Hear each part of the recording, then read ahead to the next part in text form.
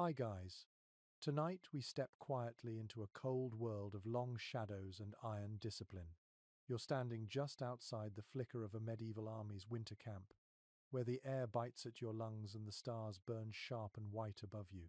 Every sound is muffled by snow. Every breath hangs heavy in the still night. There are no glowing fireplaces here, no cheerful flames licking at logs. Only the faint shimmer of frost across the tent ropes, the dull glow of dying embers, and the slow rhythm of weary men settling into uneasy rest. You probably won't survive this night, at least not comfortably. The cold alone could crack you open, steal your breath, and turn your fingers brittle before dawn. So, before you get comfortable, take a moment to like the video and subscribe, but only if you genuinely enjoy what I do here. And while you're at it, drop your location and local time in the comments. I love knowing where in the world you're listening from. Now, dim the lights, and let's wander into the past together. You trudge between rows of sagging tents, the ground hard as iron beneath your boots. The smell hits you first, a mix of damp wool, smoke that never quite caught flame, and unwashed bodies pressed too close for too long. Men murmur in low tones, voices rasping with cold. Some pull cloaks tight around their shoulders. Others squat near piles of snow-blackened wood that never lit, their breath clouds, like ghosts. Medieval soldiers often camped far from villages or cities, relying on the land itself to sustain them. In winter, this meant almost nothing: no fuel, no forage, no warmth except what they could create with their own hands and bodies. Fires were risky. Too much light could betray a position. Too much smoke could reveal an army's strength. So, many nights, they simply didn't light them at all.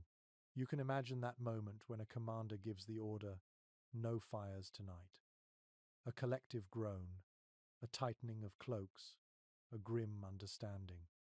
You notice that even the horses stand close together, tails to the wind, sharing warmth the way men do. Their hides glisten with frost, breath billowing like tiny clouds. A few soldiers have dug shallow pits and huddled inside, wrapping themselves in their cloaks to trap body heat. Others simply lie down on the frozen ground, the earth as merciless as stone. The canvas tents, when they exist at all, are stiff and brittle, edges rimmed with ice. Some are patched with leather or animal hides. The sound of the fabric moving in the wind is faint and rhythmic, almost soothing, like waves brushing a distant shore. You slip inside one tent and find three men already asleep, curled like commas, cloaks drawn over their heads. The faint scent of tallow and sweat fills the air. One of them snores softly, and you think how deeply human that sound feels among so much hardship. A common fact among historians is that most medieval soldiers carried only what they could march with. Bedding was a luxury, not a right. A coarse wool cloak had to serve as both blanket and coat, and sometimes it doubled as a burial shroud. Yet here's a curious tidbit.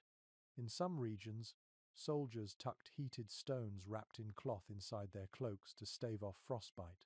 The warmth faded quickly, but for those few blessed minutes, it was heaven. Historians still debate whether these men truly slept through the night or merely drifted in and out of shallow dreams.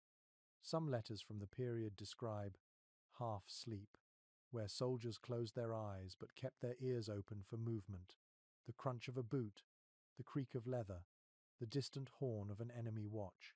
Can you imagine that tension?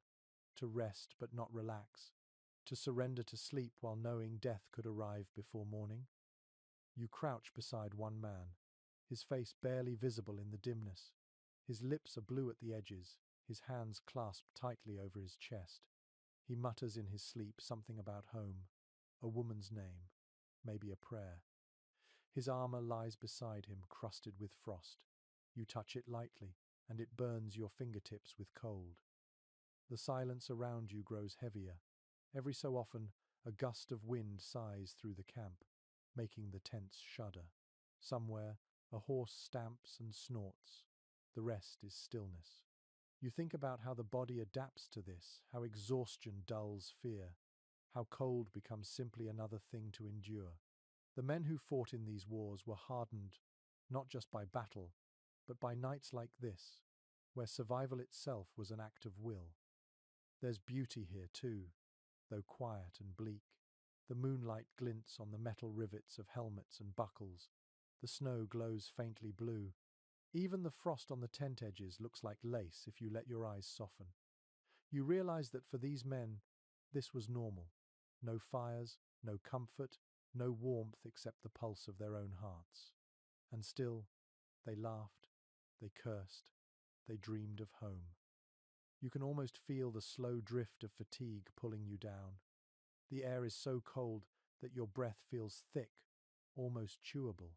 You tuck your cloak tighter, shift your body to avoid the worst of the wind seeping under the tent flap.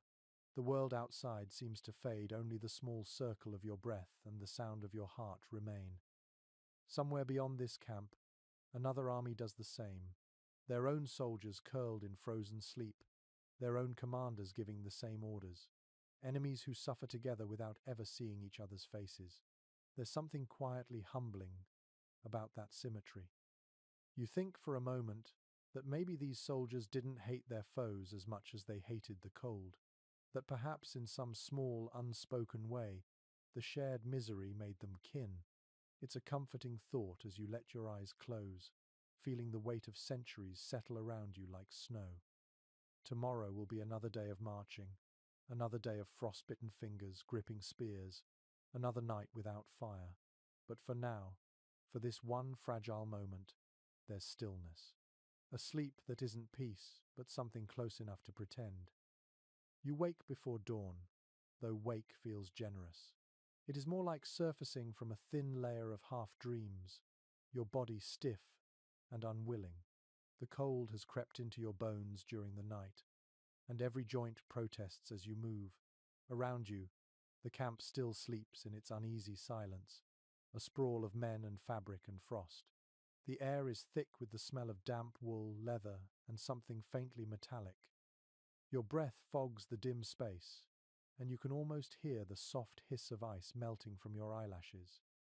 You push aside the tent flap and step into the bitter world outside. The wind cuts instantly across your face, sharp as a knife. You taste it on your tongue, clean and cruel. The horizon is still dark, but faint ribbons of grey light stretch over the snow. You look out over the camp and see how the soldiers have arranged themselves in small groups, each trying to create a bubble of warmth. Most have little more than a tent of coarse canvas, sagging from last night's frost. Others have built makeshift lean-tos from spare shields and cloaks, wedged together with poles. Some have dug shallow pits, using the earth as insulation, curling up like animals in burrows. It looks desperate, yet strangely organized. You realize that every soldier knows this dance of cold survival, passed down through campaign after campaign. Tents were a sign of rank as much as comfort. The wealthy knights and captains could afford large pavilion tents lined with wool and canvas, sometimes even double-walled for extra insulation. The common soldiers, though, might share a single small shelter among 5 or 6 men, or sleep entirely in the open if supplies ran short. Still, even the poorest soldier had learned a few tricks. One common method was to dig a shallow hollow in the ground and lay down a layer of straw, rushes, or reeds. Over this, they spread their cloaks or blankets, creating just enough distance from the frozen soil to keep from losing every shred of body heat. A solid historical fact is that medieval soldiers reused almost everything, even the earth itself. If a day's march brought them to a new spot, they'd strip the old camp of straw, roll it up, and carry it along tied to their packs. It smelled foul and was often crawling with insects, but in winter, filth was less frightening than frostbite. Here's a quirkier tidbit. Some soldiers lined their tent floors with animal hides or discarded cloaks taken from fallen foes. The hides, if freshly tanned, still carried a faint warmth, and a layer of grease helped repel moisture from melting frost. Some men swore by this practice, while others complained it made the ground stink so badly it was impossible to sleep. Historians still argue whether soldiers' tents were truly waterproof. Some claim that well-maintained linen, coated in wax or oil, kept out most of the damp. Others insist the opposite, pointing to reports of men waking up soaked after storms or snowfall. Imagine lying there, half asleep, as cold droplets slide slowly from the roof and splatter onto your face. You can almost feel the shiver that follows. You kneel beside one tent, running your fingers along its seams. The fabric is coarse and rough, each stitch uneven but sturdy. Inside, the space is barely enough to sit upright. A pile of straw serves as bedding, flattened from the night's weight. You touch it and feel how it has absorbed moisture from the men's breath. There is no dry place here, only less wet ones. Some soldiers relied entirely on their cloaks. A cloak was more than clothing. It was identity, shield, and bedding all in one. A thick wool cloak, when doubled, could hold heat remarkably well, trapping the faint warmth of a human body. You watch as a young archer pulls his cloak around him like a cocoon, his boots tucked under the hem to keep out the chill. His bow lies beside him, strung and ready, because in this world, even sleep requires vigilance. The sound of fabric shifting in the wind creates a strange kind of rhythm. Each tent sways gently, the ropes creaking, the poles groaning like tired bones. It almost feels alive, breathing with the men inside. You can smell the faint sweetness of straw, mixed with the musk of sweat and iron. The camp is a body, and each tent is a heartbeat. You try to imagine what warmth meant here. It was not comfort, not the kind you know now with heated blankets and fireplaces. Warmth was survival. A layer of straw meant a few more hours of rest. A dry cloak meant fewer sores on your skin. A patch of ground sheltered from the wind meant the difference between shivering through the night and dying quietly before dawn. There is a quiet pride in this kind of endurance. The men knew that no battle tested them as fiercely as winter itself. The chronicles often praise victories and conquests, but rarely do they mention the quiet triumph of simply waking up alive after a night like this. Yet without that small victory, none of the others could exist. You look up at the sky again, where the first weak light of morning begins to pierce through. The tents glow faintly, translucent with frost.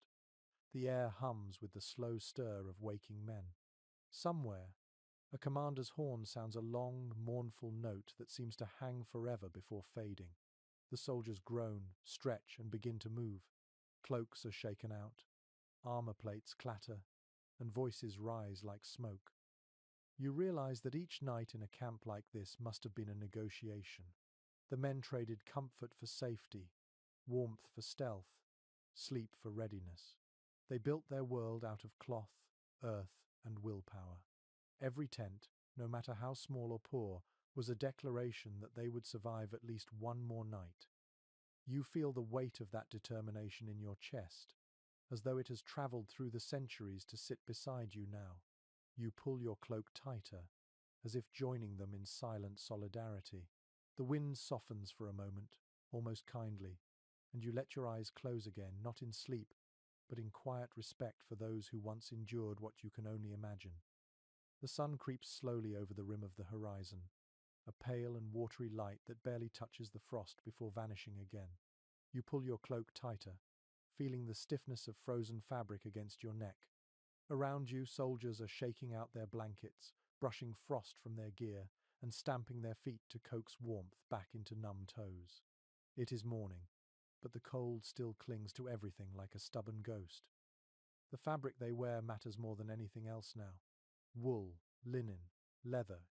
Each layer stands between life and the biting air. You can almost feel the scratch of coarse wool against your own skin, its fibers thick and heavy with damp. It is not soft, not comfortable, but it traps warmth in a way nothing else could. Beneath it, the linen shift absorbs sweat and moisture, keeping the skin from freezing. It was a simple trick, yet vital. Dry skin survived longer. According to surviving records, medieval soldiers learned to layer their clothing carefully. The outer cloak caught snow and wind, the middle tunic trapped air, and the linen closest to the body managed sweat and friction. It was not elegance that mattered, but endurance. If a soldier's cloak froze stiff in the night, he would thaw it with his own body heat, wearing it until it softened again. The smell of wet wool and sweat became part of life, so familiar that most men stopped noticing it. Oddly, some reports mention that soldiers sometimes stuffed straw or even animal hair between their tunics for insulation. It sounds ridiculous, but the idea worked. The trapped air created a crude but effective thermal barrier. Some chroniclers even noted soldiers sewing extra layers into their sleeves and collars, making their clothing puff out like overfilled sacks. It may have looked absurd, yet warmth was worth any humiliation.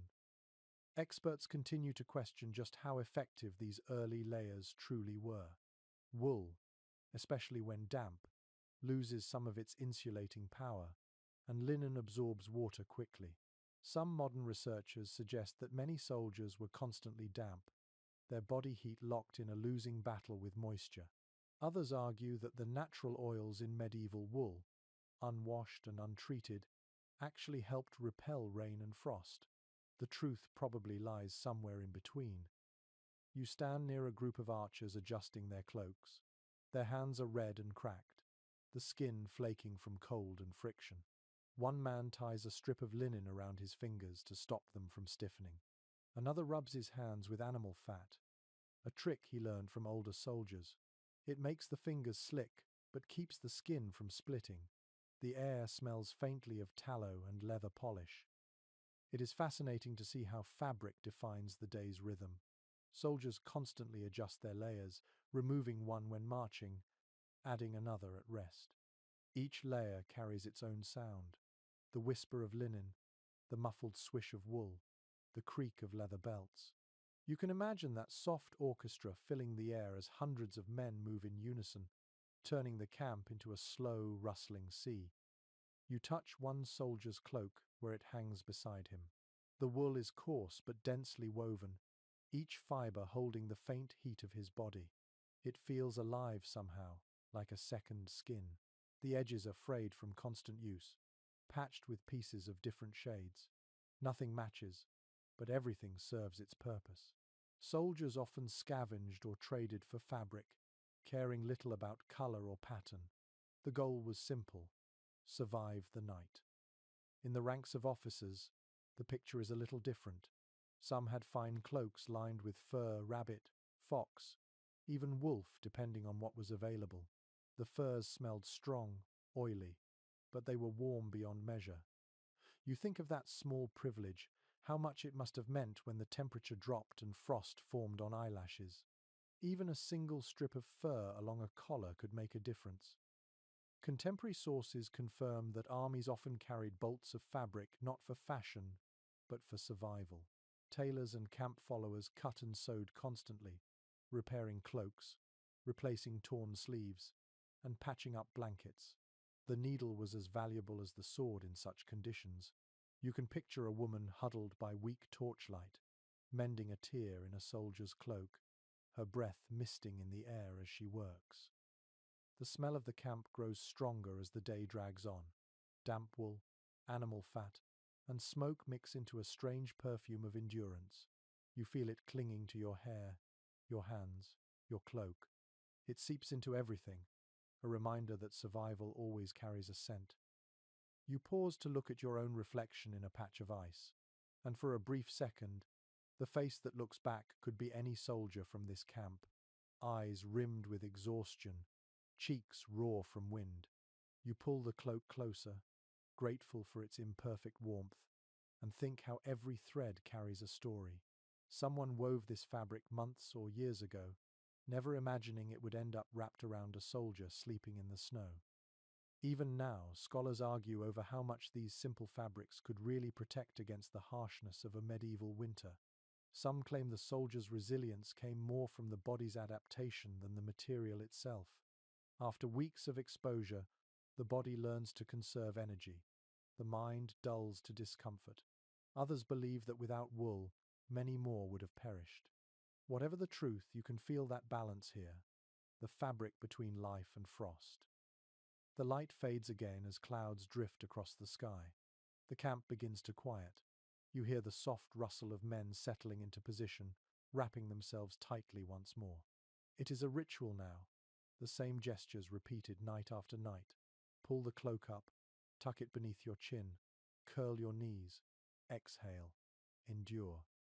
You realize as you watch that these layers of wool and linen are not just physical armor but emotional too. They are a reminder that even in the harshest cold, human beings still cling to small comforts: texture, scent, the feel of something familiar against the skin. It is not enough to make you warm, but enough to make you believe you could be. The sun is long gone now, and the camp breathes quietly under a sheet of frost. You crouch near the edge of a tent where a few men are arranging the ground for the night. The earth is unforgiving, frozen solid and uneven.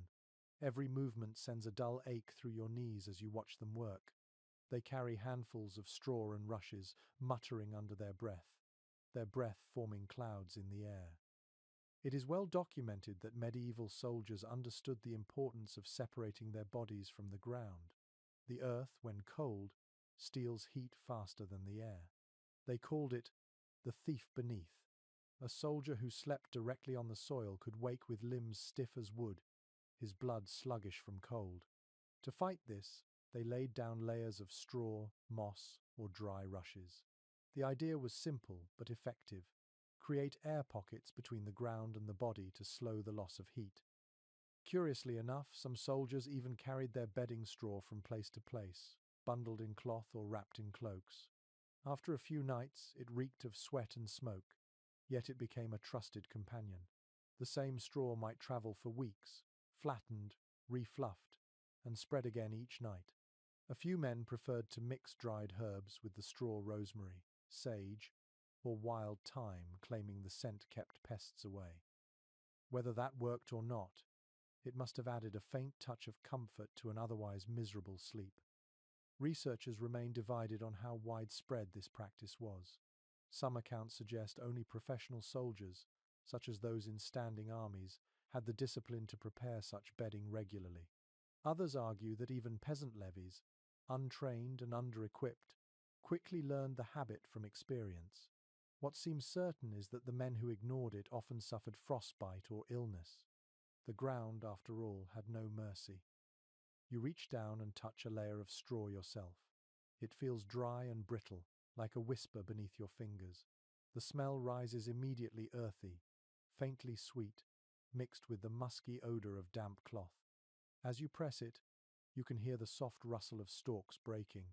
There's something soothing in that sound, like rain tapping lightly on a roof. Nearby, a group of men are debating where to place their tent for the night. They argue quietly, voices hoarse from the cold. One insists on higher ground to avoid melting snow pooling beneath them, while another points toward a hollow, promising shelter from the wind. Both are right, in their own way. A flat spot is a trap for water, but the wind will slice through any low place like a blade. In the end, they compromise, settling for a slight rise beside a clump of bare trees. You sense that every night holds decisions like this, small gambles of comfort and risk. From what chroniclers tell us, camps often smelled of crushed grass and churned mud as soldiers trampled their chosen sites. The process of making a bed was both ritual and necessity. A soldier might kick at the soil to loosen it, lay down straw, then spread his cloak and armor in careful order. Helmets were set near the head, weapons within reach. It was less a bed than a defensive position against both cold and surprise attack. You can picture it clearly: a dozen small shapes beneath a moonlit sky, each one wrapped tightly in a cloak, lying so close together their shoulders touch. The wind sighs through the camp, lifting corners of fabric and carrying faint murmurs of prayer. You hear one man cough, another mutter a curse. Then silence returns, broken only by the faint crunch of frost forming again on the straw. Archaeological finds indicate that the materials used for bedding varied by region. In northern Europe, soldiers relied on straw or hay. In wetter climates, they preferred rushes, which resisted damp. Some accounts from southern campaigns mention pine needles used as insulation, the scent sharp and clean even in freezing air. Imagine lying on a bed that smells faintly of a forest after rain, the needles prickly but warm. Among the stranger tricks, there are mentions of soldiers sleeping on their shields to keep themselves off the ground when no straw was available. The metal or wood was hardly comfortable, but it offered a thin barrier against the chill. Others dug shallow trenches and lined them with cloaks or moss, curling into them like burrowing animals. The ingenuity of desperation is endless. The ground beneath you seems to hum faintly, as though holding centuries of such memories. You close your eyes for a moment and imagine the countless bodies that once rested here or somewhere like it, all breathing the same cold air, all trying to claim a little warmth from an indifferent earth. Some experts continue to wonder how effective these makeshift beds truly were. Perhaps they offered more psychological comfort than real insulation. Even so, that small illusion could make all the difference between despair and endurance. Humans are remarkable in that way. We can trick ourselves into believing comfort exists, and the body follows. A faint snow begins to fall, the flakes drifting down like slow ash. They settle on your cloak, soft and melting. You brush them away gently, thinking about how the same snow once blanketed countless forgotten camps. Each flake a reminder that history is made not only in battles, but in the quiet moments between them, in the way people slept, endured, and waited for morning. You feel the straw shift beneath you as you sit, its warmth faint but real. It is not luxury, but it is enough. The ground no longer feels like an enemy, just another companion in the long, cold night. You take a slow breath, watching it drift into the air like smoke, and for the first time tonight, you almost feel at peace. Night settles again, heavier than before.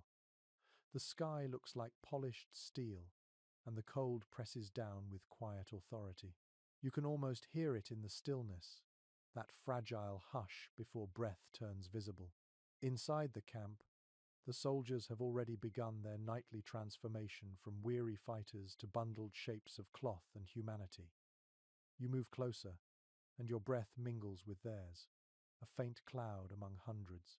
The tents hold heat for only moments before surrendering it to the air. So the soldiers rely on something far simpler: each other.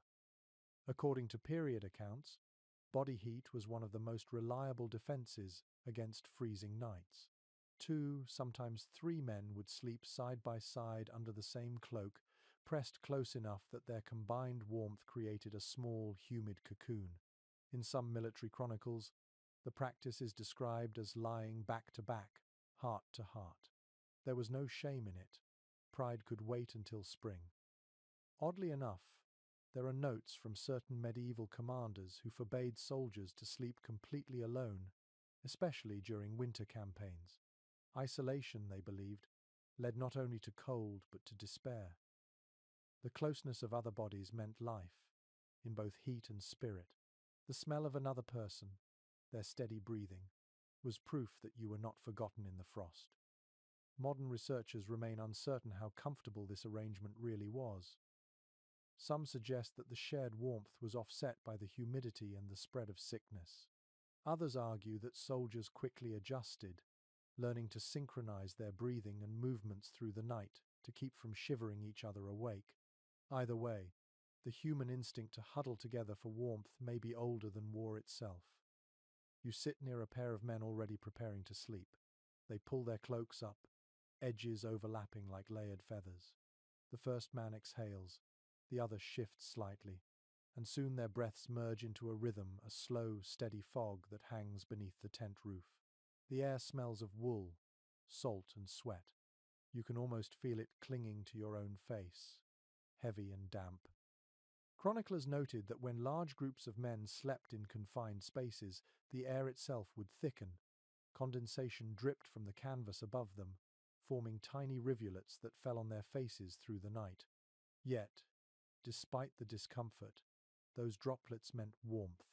The moisture proved that their combined breath had raised the temperature enough to melt frost.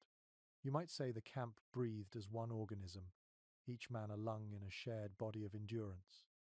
One curious detail from old letters tells of soldiers who covered their heads entirely under cloaks, breathing into the small pocket of air they created. It helped recycle warmth, but made the air stale. Some woke gasping, hearts racing. Others swore it gave them strange dreams, visions of fire, voices calling from distant fields, faces of those long dead. Perhaps lack of oxygen made them hallucinate. Perhaps the mind simply wandered to wherever warmth still existed. You listen to the chorus of quiet snores and shifting cloth. The sound is oddly soothing, like waves against the shore. Each movement sends faint ripples through the shared air. A cough here, a sigh there, the rustle of fabric finding comfort against another's shoulder. In the dark, you imagine that they might dream of summer, of meadows, of the warmth of sunlight instead of shared breath. Contemporary observers often remarked on how soldiers seemed to lose their sense of personal space in such conditions. Privacy was a luxury none could afford. They ate together, slept together, even dreamed in rhythm. A man's body was his neighbor's furnace. To turn away was to invite death. You can sense that fragile trust, a silent agreement that no one would move too far, no one would hoard warmth. Some accounts mention that animals, too, were drawn into the equation. Dogs, when present, were allowed to curl beside their masters, their fur adding another layer of living heat. In colder regions, soldiers even shared tents with small livestock, the bleating of goats or the sigh of a horse blending into the night's symphony. The smell was overpowering, but so was the relief of not freezing. There is something deeply human about this picture, the need to share, to survive not as individuals but as clusters of warmth against the endless cold. You imagine yourself among them, feeling another person's heartbeat through layers of cloth, hearing their quiet murmurs in sleep. You realize that this kind of closeness blurs all lines, rank, origin, pride. Everyone becomes equal before the frost. Experts still debate whether this nightly closeness fostered camaraderie or resentment. Some soldiers wrote of bonds stronger than family, while others confessed irritation, sleeplessness, or even shame. Yet all of them agreed on one thing: to sleep alone in a medieval winter camp was to flirt with death. Outside, the wind picks up again, brushing over the tents like a slow tide. It finds every gap, every opening, whispering cold into the warm places. Inside, the men stir slightly, instinctively pressing closer together. Their breaths merge once more, the air fogging again, the warmth fighting back. You step away quietly, your footsteps muffled by frost. Behind you, the murmuring fades into a single soft hum, the collective breathing of men who have learned that survival is not solitude. You look up at the sky, now scattered with pale stars, and think about how something so fragile as breath could hold back the weight of a frozen world. The night stretches longer than it should, each hour dragging like a frozen river refusing to move. You sit near a tent flap, watching the slow rhythm of sleep across the camp.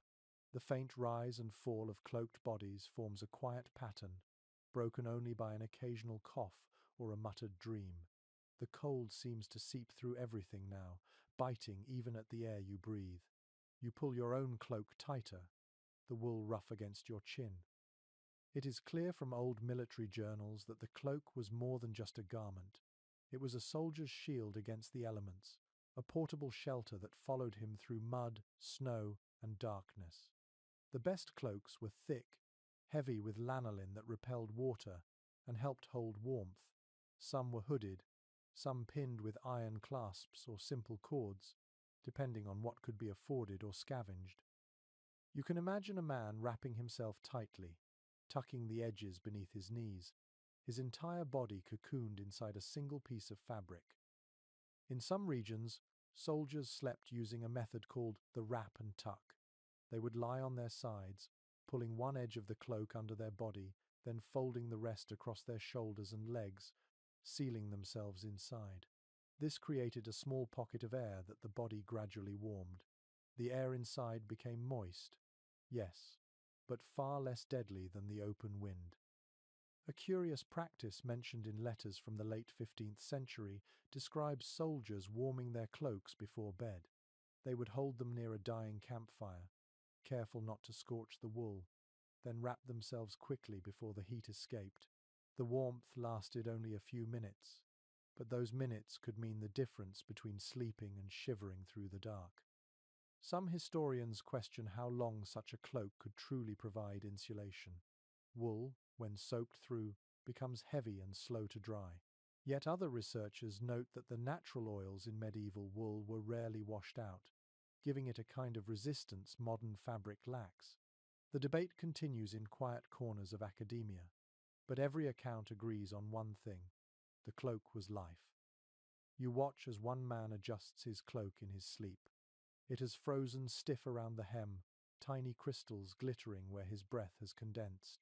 When he moves, the ice cracks softly, a sound like breaking glass. He pulls it closer, half waking, his lips moving in a sleepy whisper before he drifts off again. You can almost feel the weight of that fabric, the faint heat trapped beneath it, the cold pressing down from above. Nearby, another soldier curses under his breath as he shakes out his cloak. It is damp from melted snow, heavy with the stink of smoke and sweat.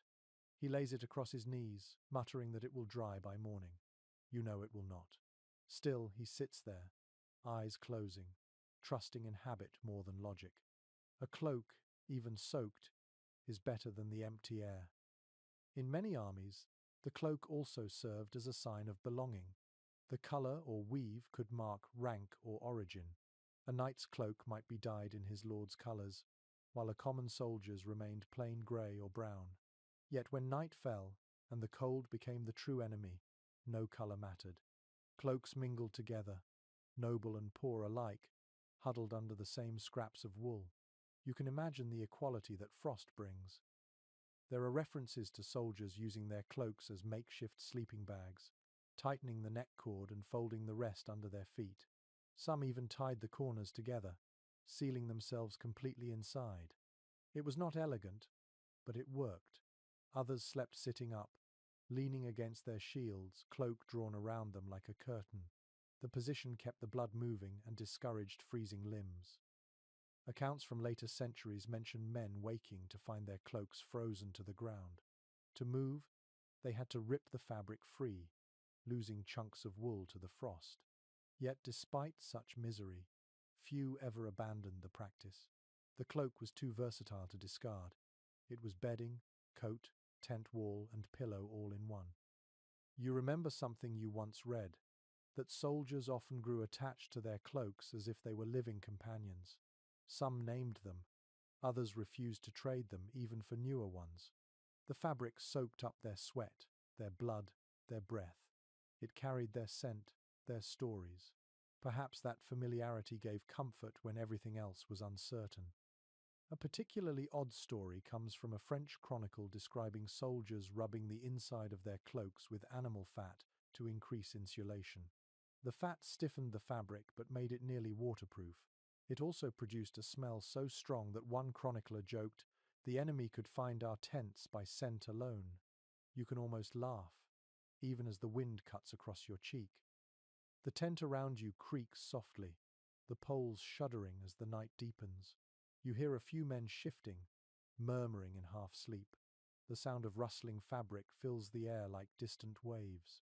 You picture hundreds of men wrapped tightly in their cloaks, curled into themselves, guarding small circles of warmth against the indifferent cold. Experts still discuss whether the cloak evolved more from practicality or necessity. Perhaps it was both. You realize now that it is a symbol as much as a tool, a reminder that survival in the medieval world required ingenuity, endurance, and faith in simple things. You look at the man beside you, his face hidden beneath folds of rough wool. His breath rises and falls, slow and steady. Outside, the snow begins again, soft flakes settling on the tent roof. You pull your own cloak tighter, the fabric rough but comforting. There is a strange peace in the cold now, a rhythm that feels eternal. You close your eyes and listen to the gentle sigh of sleeping men wrapped in their faithful second skins. You wake to a muffled groan beside you and realize the sound is not pain but stiffness. The man next to you is trying to move his feet. He pulls one leg, then the other, grimacing as he does. When he finally sits up, the first words that escape his lips are not a prayer but a complaint about his boots. You look down and understand why. They have not left his feet in days. It is clear from multiple campaign records that soldiers often slept with their boots on during the colder months. The reason was brutally simple. Boots removed at night could freeze stiff by morning, or be stolen by desperate men who had lost their own. The ground itself could turn shoes into brittle shells of ice. By keeping them on, soldiers ensured that they could rise and move quickly if danger came. In a winter camp, survival depended as much on readiness as it did on warmth. There are accounts from chroniclers describing the agony of this routine. Leather soaked in melted snow would stiffen around the ankles. Toes would lose feeling, sometimes for good. Soldiers tried to loosen straps before sleeping, just enough to keep blood moving, but rarely dared remove them entirely. The morning ritual of standing up was a test of endurance, each step a negotiation between pain and numbness. A strange little trick some soldiers practiced was to rub their boots with tallow or grease before lying down. It helped keep the leather pliable and added a faint layer of insulation. Others lined their boots with straw, moss, or even scraps of cloth torn from shirts. Anything that kept the feet from freezing was worth trying. You imagine the smell that came from those boots after a week, an odor sharp enough to make even the strongest soldier flinch. Specialists still disagree about how effective such improvisations were. Some claim that constant moisture inside the boots led to infections and trench foot long before that term existed. Others believe that the body adapted, that repeated exposure built a strange kind of tolerance. It is difficult to know for certain. Few men wrote about their feet in letters home. Some things, perhaps, were too unpleasant to record. You watch as a young archer nearby tries to unlace his boots. The leather is so stiff that he needs both hands and the help of a companion to pry it loose.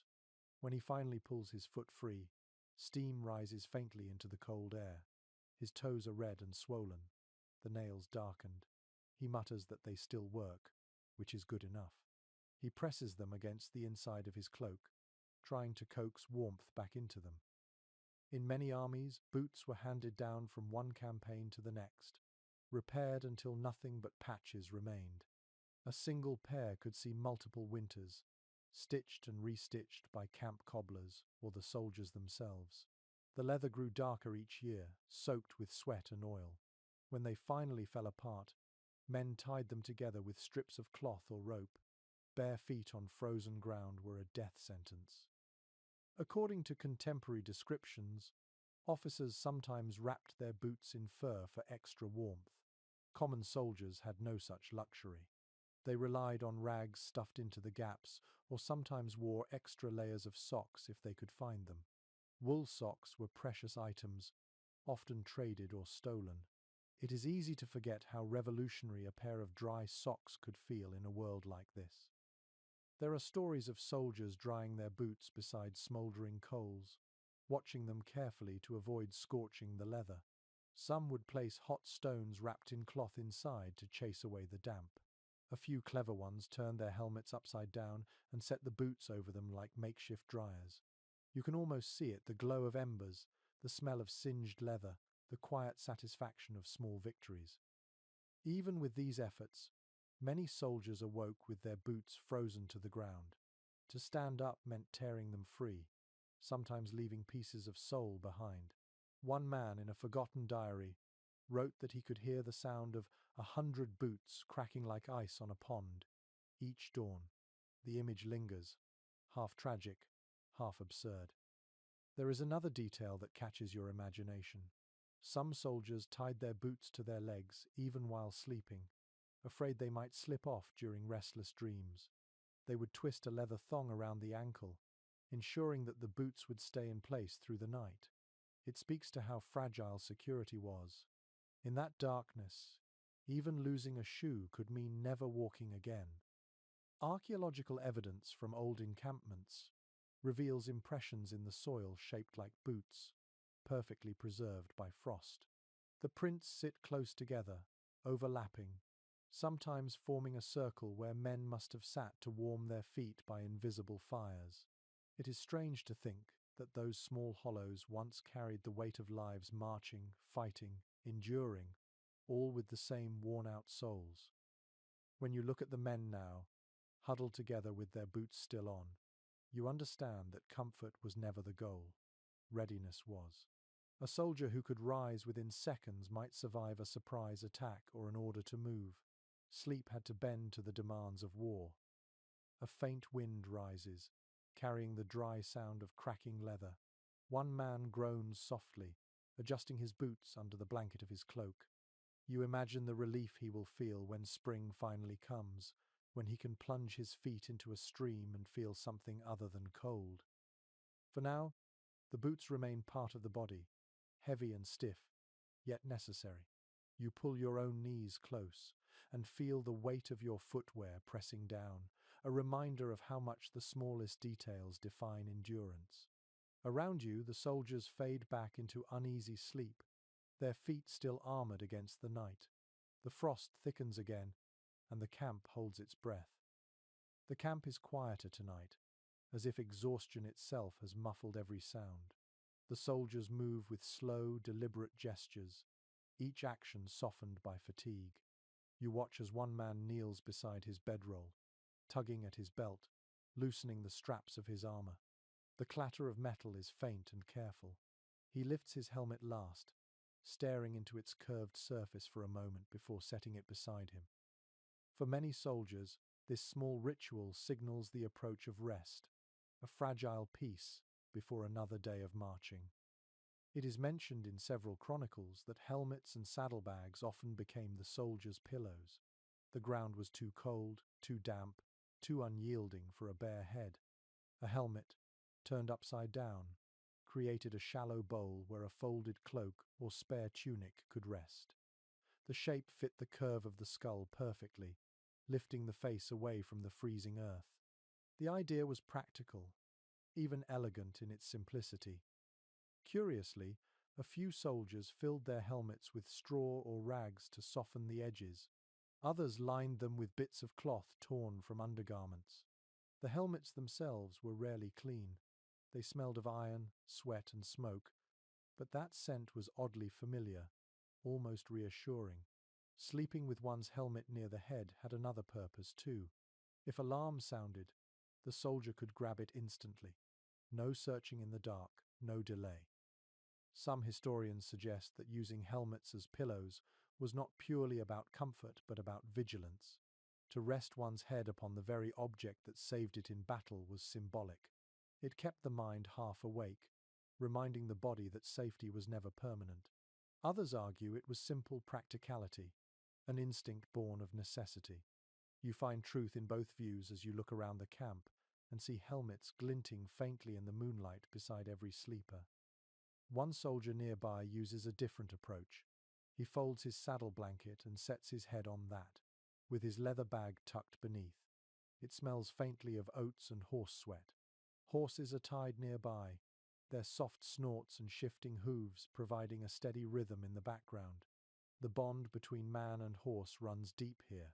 The same saddle that carried him by day now cradles his dreams by night. According to several preserved letters, knights in particular relied on their saddles or riding gear as makeshift bedding. The raised curves supported the neck and shoulders, and the thick leather provided a barrier from the cold ground. Some even used spare bridles as makeshift straps to keep cloaks from slipping away while they slept. To modern ears, it sounds uncomfortable, yet to men hardened by long campaigns, it was luxury. A few accounts speak of soldiers resting their heads on shields instead, the wood still warm from their hands or from the day's sun. Sometimes they turned their shields upright to block wind or snow, creating a kind of personal wall. The image feels almost tender, a warrior wrapped not only in a cloak but in the remnants of battle, his tools turned into guardians for the night. There is a faint rustle behind you as another man settles himself. He places his helmet near his chest instead of under his head, one arm draped over it like a keepsake. Perhaps he has grown superstitious. Many soldiers did. Some believed their armor carried luck, that to keep it close while sleeping would ward off unseen dangers. It is a small comfort, the kind only fear can justify. The chroniclers who followed armies often described the sight of 100 helmets arranged in neat rows beside sleeping men. By morning, frost would collect along the rims, sparkling in the first light. The effect was said to be beautiful in a grim way, as if the field were filled with sleeping knights made of ice. You can almost picture it now, the moonlight catching each curve of metal, a quiet forest of steel beneath the stars.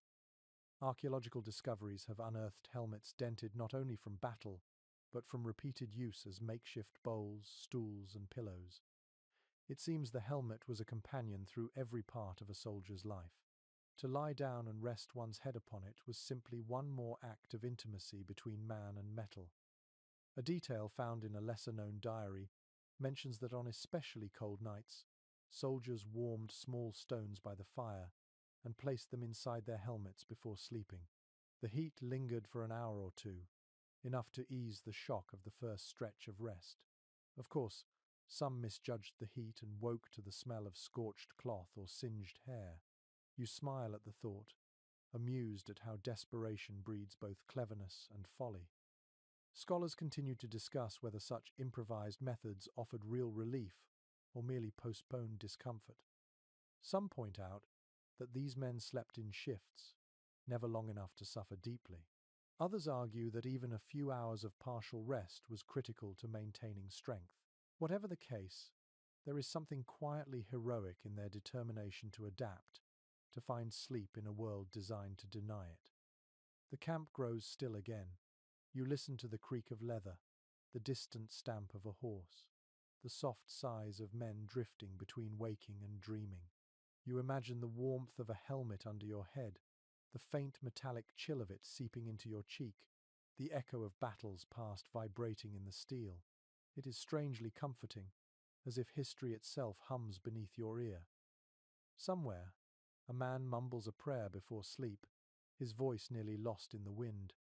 Another turns over, his armor clinking faintly. The sound is gentle, familiar, almost musical. It tells you that even here, surrounded by cold and hardship, there is rhythm, there is ritual, and there is rest.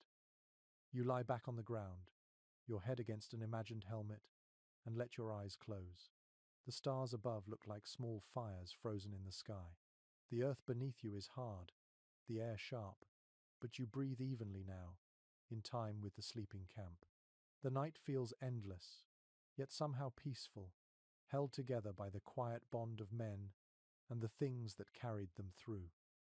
The camp lives in rhythm with the darkness. The night is not a single stretch of sleep, but a pattern of waking and waiting, of cold duty and fragile dreams. Somewhere near the center of the camp, a horn gives a low, trembling note, a watchman's call. One shift ends, another begins. The soldiers who had been resting stir reluctantly, pulling their cloaks tighter before crawling from their shelters into the bitter wind. You watch them rise like ghosts from the earth, boots crunching softly on frozen mud. It is written in many military chronicles that the night watch was both a punishment and an honor. The task of keeping the camp alive in the hours when sight failed and imagination took over required courage. Each man took his turn, whether knight or commoner, for no one was above the danger that came when sleep pulled too deep. The rotation kept discipline sharp. It also gave soldiers a strange kind of awareness, a reminder that the dark was never empty. According to some preserved records, these shifts could last 2 hours or more. The men on duty paced around the perimeter of the camp, sometimes alone, sometimes in pairs. Their job was simple: keep the fires from dying if allowed, keep their comrades from freezing, and most importantly, keep their eyes open. The hardest part was not the cold but the silence. The world felt hollow at night, the stars distant and indifferent, the land vast enough to swallow sound. Curiously enough, there were small tricks to surviving these hours. Some soldiers chewed on hard bread or pebbles to stay awake, the movement keeping their jaws from stiffening. Others sang softly to themselves or muttered prayers under their breath.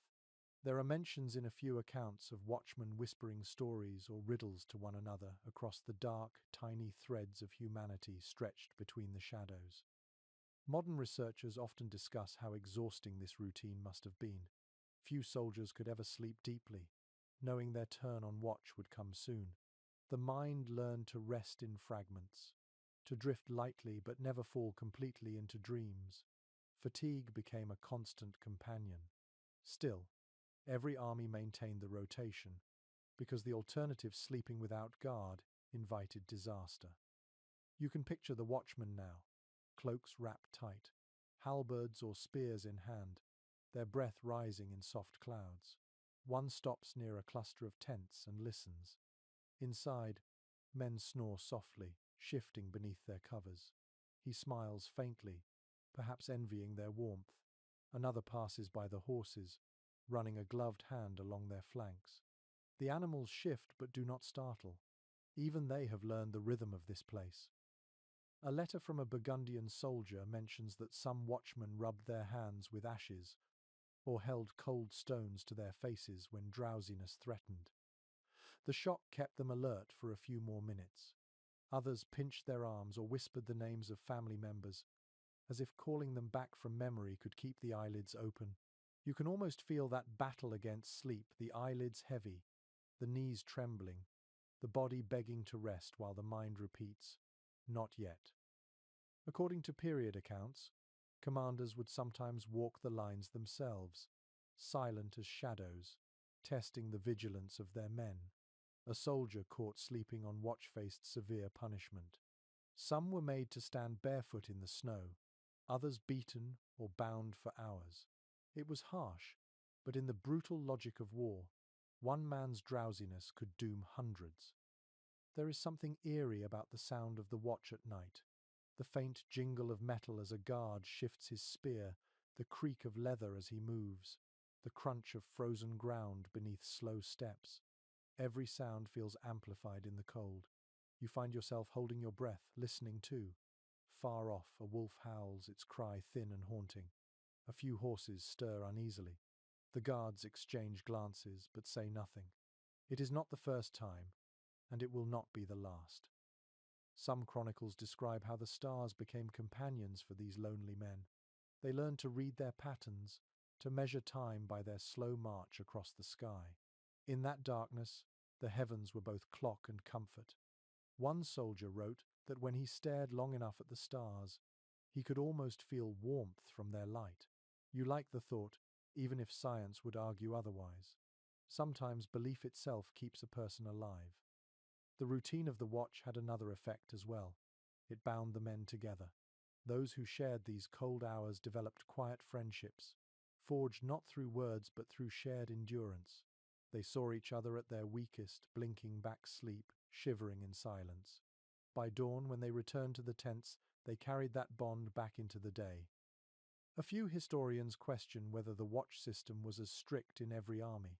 Some argue that smaller or poorly organized forces could not maintain it, leaving camps vulnerable. Others point to the consistent pattern of success in disciplined units, suggesting that the simple act of staying awake in rotation separated survival from ruin.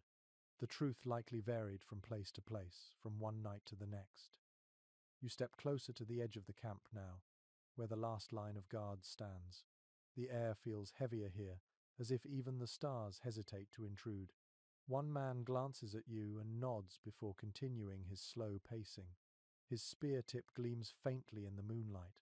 You wonder what he is thinking, perhaps of home, perhaps of the warmth he will never feel tonight. When the horn sounds again, low and distant, the next watch begins. The tired guards return, their movements stiff, faces pale with cold. They crawl into the tents, curling beside the sleepers, their breath joining the slow rhythm of the camp once more. The new guards take their places, boots crunching softly as they vanish into the dark. The pattern continues, hour after hour, a heartbeat against the silence. You settle near the edge of a tent, listening to the changing steps beyond. Each footfall feels like the ticking of a clock, ancient and endless. Sleep comes lightly now, carried on the rhythm of vigilance. You understand that this balance between waking and dreaming is what keeps them alive. The night is long, but it will end. It always does. The night grows darker still, though the air seems lighter somehow, touched by the quiet sound of horses breathing. You walk between the rows of animals, their shapes dim and peaceful in the half-light. Their breath rises in clouds, their bodies radiating a steady warmth that feels alive, even gentle. You realize that in this frozen world, the horses are more than beasts of burden. They are lifelines, sharing their heat with the men who depend on them. According to accounts from medieval campaigns, soldiers often slept near their horses in winter camps. The animals' massive bodies created a warm pocket of air, and their presence offered comfort as well as security. A good horse could sense movement long before its rider woke, snorting or stamping to warn of danger. To rest beside such a creature was both practical and reassuring. There are even stories of soldiers leaning against their horses while sitting or half sleeping, their cloaks draped across both man and beast. The shared heat could make the difference between waking alive or not waking at all. The smell was unmistakable, a mixture of sweat, leather, and hay, but in that world, such smells meant survival. Curiously, some letters from mounted knights describe brushing down their horses before sleep to warm their own hands. The friction of the coarse hair and the animal's living heat provided relief after hours in the cold. Others fed their mounts the last of the camp's oats or shared pieces of bread soaked in wine, a quiet exchange of gratitude between companions who had carried each other through battle. Modern researchers still discuss how far this bond extended. Some argue that practical necessity drove it, that horses were simply part of the machinery of war. Others believe a deeper relationship existed, one born of trust and familiarity. In the dark, it hardly matters which is true. You see it here, the soldier resting his head against the animal's neck, whispering softly before closing his eyes. Both are tired, both endure. A chronicler from the Crusades wrote that horses sometimes slept standing, heads lowered, eyes half closed, swaying gently. The men around them learned to mimic this strange rhythm, drifting into half sleep beside the moving warmth. Imagine that quiet scene, dozens of animals shifting in the dark, tails flicking softly, soldiers curled at their feet, all breathing in a single slow rhythm. There is an odd comfort in the sound of their breathing. You listen to it now, a deep, steady exhale followed by a soft snort. Occasionally, one stamps a hoof, the sound echoing across the frozen ground. The air smells of hay, frost, and life. For a moment, you forget how cold it is. In some armies, horses were covered with blankets or rough cloth at night, but those were luxuries not every soldier enjoyed. Many simply relied on the animal's thick winter coat to survive. The men who tended them sometimes wrapped their own cloaks around both themselves and the horse, creating a strange, shared cocoon. You picture it now, a soldier pressed close to his mount, the faint rise and fall of two bodies keeping time together. A peculiar anecdote appears in a German knight's diary, describing how soldiers in desperate conditions allowed their horses to stand inside the outer tents. It was dangerous, the chronicler admits, since a startled animal could trample a man in his sleep, but the warmth was irresistible. In those moments, tents became stables, and men and animals shared the same breath until morning. Archaeological traces from old encampments sometimes reveal the imprint of hooves beside sleeping areas, suggesting this was not uncommon. The bond between soldier and horse was etched directly into the frozen ground. You can almost feel that connection yourself. When you reach out, your hand meets the coarse, warm coat of a bay mare. She flicks an ear and breathes softly, her nose damp against your sleeve. Her warmth feels alive, not just physical but somehow emotional. She lowers her head slightly, as if acknowledging your presence.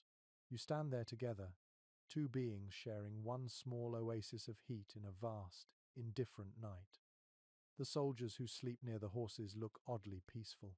One man lies curled beside a gelding, his cloak pulled up over both of them. Another leans against a saddle propped near his horse's flank, his helmet resting on his chest. It is easy to forget that these same animals carried them through storms of arrows and mud just days before. In the dark, the violence of daylight fades, leaving only companionship. Experts continue to study how soldiers manage such arrangements without chaos. Some think there were unspoken rules. Each man knew his place. Each horse trusted its rider.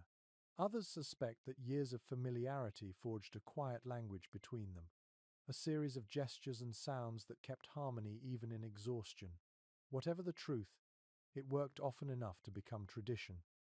You listen again, and the night is full of subtle sounds, the rustle of hay, the flick of tails, the soft clink of bridles shifting in sleep. The camp might be frozen, but this corner still feels alive, breathing, connected. You close your eyes for a moment and imagine what it must have been like to rest against that steady warmth, to feel a living heart just inches from your own. When morning comes, these same horses will bear weight again, trudging across ice and mud, carrying men back into danger. Yet for now, they are still. You can see frost forming along their manes, a thin line of silver that glitters in the moonlight. One exhales sharply, shaking its head, and snow scatters like sparks. You realize that in this place, the horses are not just animals but reminders of home, of softness, of endurance that asks for nothing in return. As you step back from the corral, the warmth fades, but the feeling lingers, a quiet respect for those who found comfort in the heartbeat of another living creature when the world around them froze. The camp settles deeper into silence, men and horses dreaming together, their shared breath rising into the cold, clear air. You pull your cloak closer and let your eyes close, still hearing the low, patient rhythm of life in the dark. By the next night, the snow has thickened into soft drifts that blur the edges of every tent and boot print. The air feels quieter, as though the world has been wrapped in wool. You walk through the camp, and each step sinks with a muted crunch. The men are already preparing their shelters, but something about their movements is different tonight. Instead of fighting the snow, they are shaping it. It is noted in several campaign records that soldiers sometimes let snow itself become part of their protection. The frozen air was merciless, yet snow could insulate better than open wind. Men quickly learned that a tent buried in white stayed warmer than one exposed to air. The packed snow trapped heat, sealing the warmth inside like a primitive cocoon. It is one of those quiet contradictions of nature that soldiers understood long before science explained it. According to descriptions in Nordic military chronicles, soldiers often piled snow around the lower edges of their tents, pressing it tight like mortar. The effect was immediate. The wind howled above, but could no longer crawl beneath. Some men even allowed drifts to rise halfway up the canvas, creating domes of white that glittered faintly in moonlight. The tents became part of the landscape, almost invisible from afar. A curious practice described in certain letters tells of soldiers deliberately covering their tents after nightfall, shoveling snow over them until only the peaks showed. Inside, the temperature rose enough that water droplets formed on the inner walls. The air was damp, but still warmer than outside. It was survival, not comfort, but in a world ruled by frost, that difference mattered more than anything. Experts still discuss how common this habit truly was. Some argue that only armies from colder climates used it regularly, while others believe it was a universal trick learned through necessity. There is evidence that even southern European soldiers experimented with similar methods during harsh winters. Snow, after all, cared little for geography. You watch as a group of men pack snow around their tent. Their hands are red and raw, fingers stiff from work, yet they move with practiced ease. One man grins and says something about building a castle of ice. The others laugh softly, their voices carrying like distant bells.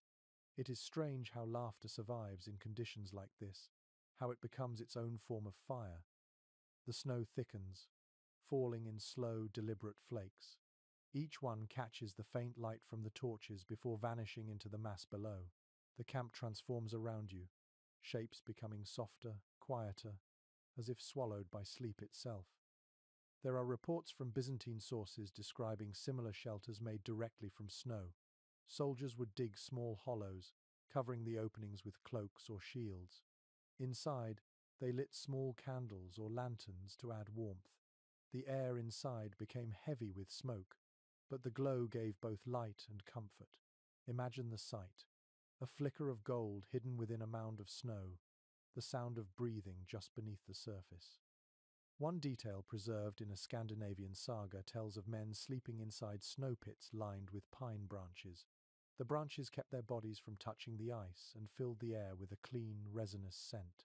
You can almost smell it now, sharp and green, cutting through the dull musk of wool and leather. Not every attempt ended well. Some soldiers packed their tents too tightly and woke gasping for air.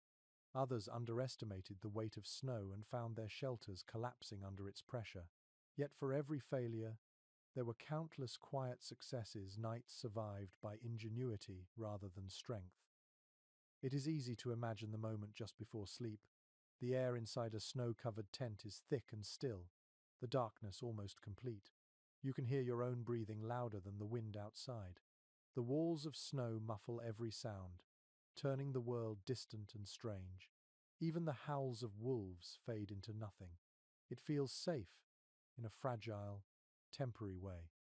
Some modern historians note how this method resembles the techniques used by northern tribes and later explorers. It is possible that medieval soldiers learned by observing others, borrowing survival skills wherever war carried them. Survival, after all, ignores pride. Knowledge passed quietly from one people to another, often in the simplest of gestures, a way of building, a way of sleeping. You kneel and run your fingers along the packed snow. It is smooth, faintly warm to the touch where body heat has softened it. Inside, a soldier snores softly, his face calm for the first time in days. The light from a candle flickers against the inner wall, casting a gentle amber glow on the snow's surface. It looks like carved glass, fragile yet strong. Outside, the world is dark and endless. The snow continues to fall, covering footprints, silencing the echoes of war. You realize that beneath these drifts lie hundreds of men, each sealed in his own small pocket of warmth. The thought feels oddly comforting, as if the earth itself has chosen to protect them for one night. There is something almost sacred in this image. The same snow that buries the dead also shelters the living. It becomes a symbol of endurance, of how the line between danger and safety can shift with nothing but a change in perspective. What once killed now preserves. As the hours pass, the camp becomes invisible under the growing layers of white. Only faint humps mark where tents once stood. The wind howls over the surface, but inside, the men breathe in rhythm, the snow holding their heat close. You listen to that silence, deep and perfect, and understand that this is how they survived winter without fire, by turning the cold itself into an ally. You close your eyes for a moment and imagine that same stillness wrapping around you. The air grows heavy, the sounds fade, and all that remains is the slow heartbeat of life beneath the snow. When the snow settles and the wind fades, the camp takes on an eerie calm. The men have learned to move quietly in this white silence, as if afraid to disturb the fragile peace that frost has laid upon them. You wander between the tents, feeling the air thicken with scent. It is a mixture of leather, smoke, wool, and sweat, heavy and human. This is what survival smells like. Chroniclers of the time wrote that winter camps were as much about endurance of the senses as of the body. The damp air trapped every odor, holding it close like a second skin. Without steady fires to clear the air, the smell of men and iron mixed until the two became indistinguishable. The scent of rusted mail and unwashed flesh was the perfume of the army. You breathe it in now, and it sits dense on your tongue. Curiously, some accounts from medieval physicians describe how soldiers tried to disguise or soften this stench. They rubbed their hands with crushed herbs when available, or carried sprigs of rosemary or lavender tucked into belts. It was not vanity but necessity. The strong smell of decay and sweat was thought to attract illness or evil spirits, and in those long nights, superstition was as common as breath. Researchers continue to discuss how unbearable these conditions truly were. Some suggest the men simply stopped noticing, their senses dulled by repetition. Others argue that the constant stink became a kind of reassurance, proof that they were still alive, still warm enough to sweat. You can imagine that small comfort, the bitter sweetness of existence itself. The tents, lined with wool and canvas, hold the scent of the day inside. The mingled breath of men turns to moisture, which freezes and thaws again, layering each wall with thin films of ice. When touched, the surface crackles softly, releasing a faint metallic tang. It is as if the air itself has memory. You lift a corner of one tent flap and look inside. The darkness is dense, pierced only by the faint glow of an oil lamp. The flame quivers against the damp air. 4 men lie side by side, wrapped in their cloaks. Their armor is stacked neatly beside them, dark with condensation. The smell inside is stronger here, almost overwhelming. You close your eyes for a moment and try to separate the notes. The sourness of sweat, the animal musk of wool, the faint sharpness of iron. Together they form a strange harmony, unpleasant but honest. A chronicler from the English campaigns once compared the scent of winter camps to that of a forge after rain. He wrote that it clings to the soul as it clings to the cloak. You understand what he meant. It is the smell of work and struggle, of men who do not have the luxury of distance from the earth. In some armies, attempts were made to improve the air. Commanders ordered tents aired out whenever the weather allowed, though that meant losing precious warmth. Others scattered dried herbs on the ground, or burned small pieces of resin to mask the stench, but mostly they endured it. Smell, like hunger, became another battlefield. A peculiar note from a Florentine observer mentions that soldiers sometimes slept beside their weapons simply because the smell of oiled metal felt cleaner than their own bodies. They polished blades before sleeping, the scent of oil and iron mingling with the reek of men. The ritual was practical, but also psychological. Clean steel was a reminder of purpose, of discipline. It was one small part of the self that did not decay. Experts still argue about whether such close quarters led to frequent illness. Some claim the confined spaces bred infection, while others note that the cold limited the spread of disease. Whatever the truth, the men learned to ignore discomfort. The nose, after all, adapts to what it cannot escape. Outside, the smell changes subtly with the air. The horses add their own musk, deep and organic, while the wind carries hints of frozen soil. You realize that every scent in this place tells a story. The sour breath of a man sleeping too close, the tang of sweat dried on wool, the faint sweetness of straw. Each odor becomes part of a language of survival, one you begin to understand without words. You crouch near a pile of discarded equipment, and the smell of rust greets you first. A few iron buckles lie half buried in frost, their surfaces blooming orange where damp has eaten through. You pick one up, feel its roughness, and the scent of decay clings to your fingers. It is the same smell that lingers on the men themselves, the scent of life slowly oxidizing in the cold. There are moments, though, when another fragrance cuts through it all. Someone somewhere has lit a small candle made of tallow. The air carries a faint sweetness, animal and earthy. It mixes with the human odor and softens it, reminding you that warmth can come even from what is unpleasant. You think of how the soldiers might have grown attached to these smells. After months of hardship, the scent of the camp became home. To return to it after battle was to know safety. It is strange how the body learns to love what once disgusted it, but that, too, is part of endurance. The snow outside absorbs every sound but cannot hide the truth of presence. Even in the darkest hour, the scent of the living hangs in the air, defying the cold.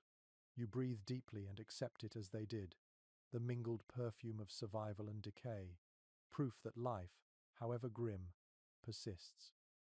As the night deepens, you step back from the tents, and the wind shifts. For a moment, the smell thins, replaced by the clean bite of frozen air. Then the camp exhales again, and the world returns to its human fragrance. You close your eyes and listen to the silence, feeling that odd comfort of being surrounded by life in its rawest form.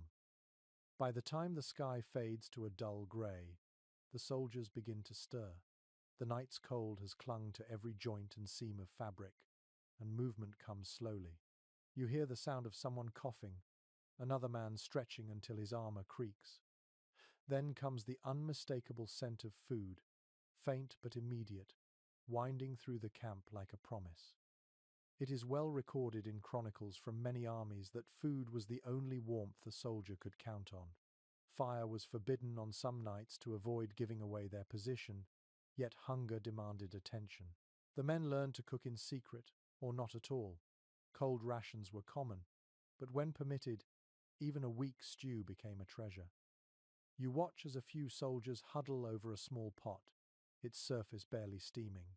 Inside, the mixture is simple: bits of salted meat, barley, and water thickened by long boiling. The smell is humble but comforting, a whisper of hearths left far behind. One man dips a wooden spoon, tastes and sighs. The warmth that spreads through him seems to loosen his entire body. Curiously, soldiers sometimes used their helmets as makeshift pots.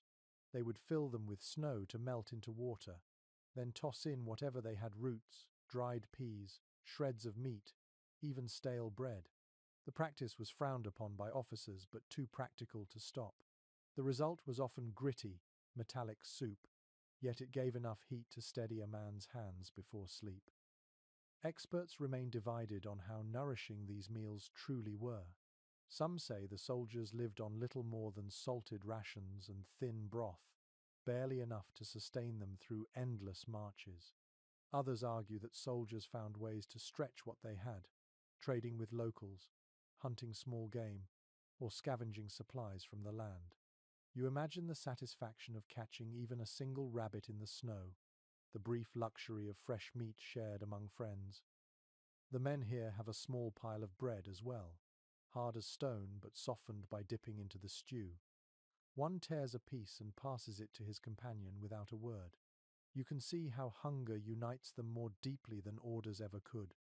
The steam from the pot rises between them like a fragile bond, their faces glowing faintly in its warmth.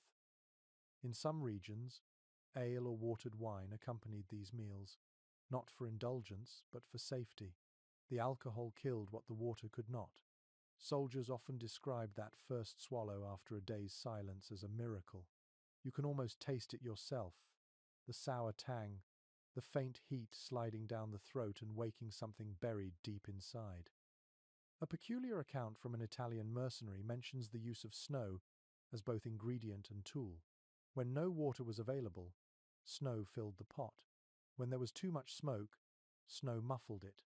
Sometimes, soldiers cooled their burning mouths with a handful of it, laughing at the absurdity. Even the cold could become part of the meal. There were small rituals, too. Before eating, some men murmured quick prayers to St. Lawrence, patron of cooks and sufferers of heat. Others muttered thanks to no one in particular, simply grateful for something warm to hold. The sound of spoons scraping the sides of pots filled the camp, an orchestra of survival. The smell of food travelled fast, slipping between tents and along frozen paths. It mingled with the scents of leather and iron, weaving a thin thread of humanity through the frozen air. You find yourself drawn to it, the way warmth draws all living things. According to one chronicler from the 100 Years' War, the richest smell in camp came from fat sizzling in a pan, rare as it was. Men would gather instinctively around the sound, even when they knew there was not enough to share. The smell alone could feed the imagination, stirring memories of home. Some soldiers carried small pouches of spices looted from markets: pepper, cumin, or saffron, if they were lucky. A pinch transformed a plain meal into something extraordinary. You picture one soldier sprinkling spice into his bowl with quiet pride, watching the others smile at the hint of flavor. It is a reminder that even here, refinement had not vanished entirely. There are letters describing the quiet after supper, when men felt warmth for the first time all day. They sat in silence, staring at the empty pots, letting the heat in their bellies spread outward. It was not enough to conquer the cold, but enough to believe they could. Hunger had been defeated, at least for a few hours. Modern readers may underestimate the power of those small comforts. A single hot meal could restore morale, remind a man that he was still part of something living. The taste of salt and fat could turn despair into endurance. Historians note that some of the longest sieges were survived not through strategy, but through the ability to make a handful of ingredients feel like abundance. As the men finish eating, they wipe their hands on their cloaks and share what remains of the bread. A few save scraps for the next day, wrapping them in bits of cloth. One man hums softly as he eats, a tune so faint you can barely hear it. It is not joy exactly, but relief. The sound settles in your chest like warmth itself. You notice how the steam from the pot hangs in the air long after the fire dies, a ghostly echo of the meal. It curls upward and disappears, but the feeling it leaves behind remains. You realize that warmth is not only a matter of temperature, it is a memory, a moment that lingers in the body even after the cold returns. The soldiers stretch out again, bellies full enough to soften their edges. Some yawn, some smile, faintly before drifting towards sleep. The smell of stew still clings to their clothes, blending with the frost. You close your eyes and imagine the taste, the faint salt on your tongue, the heat sliding down your throat. It is simple, but it feels like grace. The camp settles into a slow rhythm again after the meal, bellies full and spirits faintly lifted. The fireless night stretches ahead, but something lighter fills the air now. You walk through the rows of tents and hear low voices carrying through the dark, not in conversation but in song. It begins softly, one man humming a tune that sounds older than memory, and then another joins in. Soon the sound weaves through the camp like smoke. Chroniclers often noted that soldiers sang in winter camps, not out of joy but out of defiance. Music warmed what fires could not. The melodies were simple, built for tired throats and cold hands. Some were prayers disguised as songs, others were marching tunes slowed to lullabies. The rhythm kept the men's hearts steady in a world that seemed to have stopped beating. A curious entry in a French captain's journal mentions that soldiers sang to measure time during their watches. A verse might last as long as a patrol, and when it ended, another man took over. The sound reassured those half asleep that someone still stood awake. The camp became a living heartbeat of music, fragile but constant. It is fascinating to think of voices replacing warmth.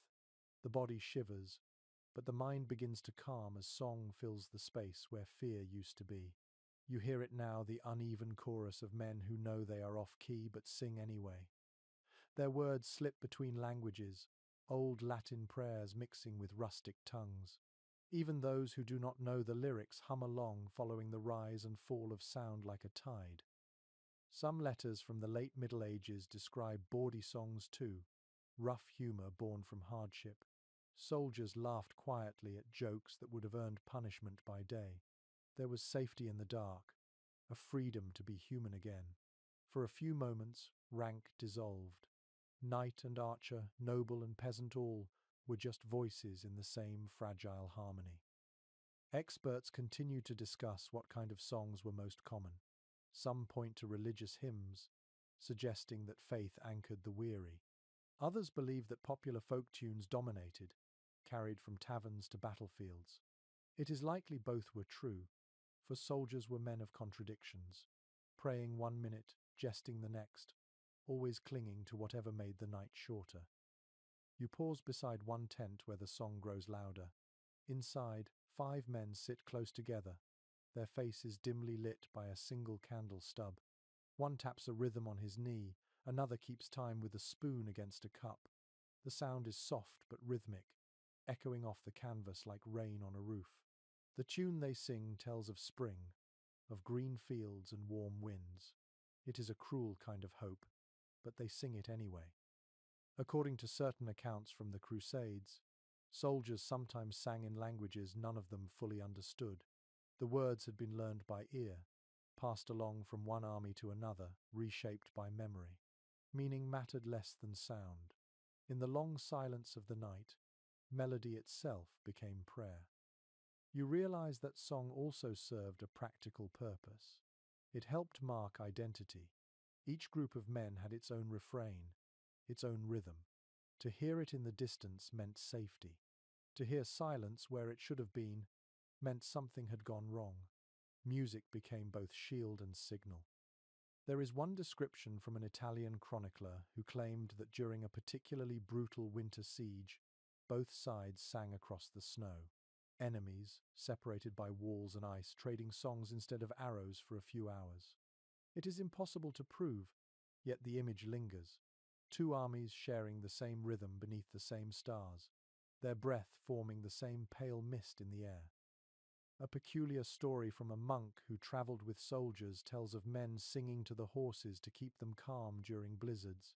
The monk wrote that the animals would sway gently, tails flicking in rhythm, as if they too understood the comfort of a tune. You smile at the thought how music bridges everything alive. Modern scholars sometimes argue whether these moments of music had real effect on morale or were simply habits to fill silence. But as you listen now, the answer feels obvious. The camp is warmer, if only in spirit. The men's laughter after each verse rings quietly but clearly, rippling across the snow like a candle flame carried by wind.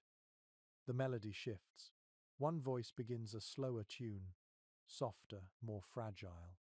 It sounds like a lullaby, though no child is here to hear it. The others join, their voices dropping to whispers by the last line. The sound fades into the air and vanishes completely, leaving only the sigh of wind against the tents. For a moment, the night feels lighter. You think of how sound itself becomes warmth. A song holds the memory of heat, even when no fire burns. The heart listens, the body believes, and the world feels a little less cold. The men settle back, eyes half closed, smiles faint and tired but real. Some hum as they drift towards sleep, their voices merging with the slow rhythm of breathing across the camp. The stars are brighter now, untouched by cloud. You tilt your head back and imagine those same stars listening centuries ago, hearing the same worn melodies rising through the frost. It is a comforting thought that sound outlasts everything, that even the faintest voice carries across time. You sit quietly for a while, letting the echo fade. Then, somewhere in the dark, another song begins, quiet and familiar. You cannot tell who starts it, but the tone is gentle, almost like a sigh. You close your eyes, and for the first time tonight, it feels easy to rest. The music drifts through you like warmth itself, soft and human, keeping the cold at bay. When the last song fades into silence, the darkness settles heavy again, and the men retreat into themselves. You walk among the tents, and the sounds change, less music now, more whispers. These are not songs but quiet words to unseen listeners. Some men pray, others mutter to charms or tokens hung around their necks. You realize that faith, in all its strange shapes, is as present here as the snow. It is noted in many period writings that medieval soldiers depended as much on belief as on rations or weapons. The cold could not be fought by strength alone, so they turned to what they understood best: ritual and superstition. A man might wear a small cross sewn into his cloak, or a coin touched by a priest before battle. Others kept bones, carved symbols, or scraps of parchment scrawled with verses. These small objects were warmth for the spirit, invisible shields against the unseen. According to certain monastic accounts, soldiers prayed before sleep, not always to win battles, but to survive the night. They asked for dreams instead of death, for warmth instead of glory. The words were simple, murmured half in habit, half in hope. You can almost hear them now, the faint repetition of "Protect me, Lord," carried on the slow rhythm of the wind. A curious record from a Spanish chronicler tells of soldiers hanging charms made of twisted iron wire above their tents to keep away cold spirits. Others carried fragments of saints' relics, believing the heat of holiness could shield them. One man wrote that he slept each night with a rosary wrapped around his wrist because the touch of the beads was the same as touching home. Researchers continue to discuss whether these rituals were purely symbolic or had psychological power. Some scholars claim faith gave structure to chaos, helping men endure what reason could not. Others argue it was simply a matter of habit, gestures performed to fill the silence. Whatever the explanation, the effect is unmistakable. You can feel the quiet confidence in their movements, the stillness of those who have given fear to something greater than themselves. Not all beliefs were Christian. Soldiers carried the remnants of older traditions, bits of folklore and magic absorbed from villages and hillsides. A Saxon archer might whisper charms against frostbite.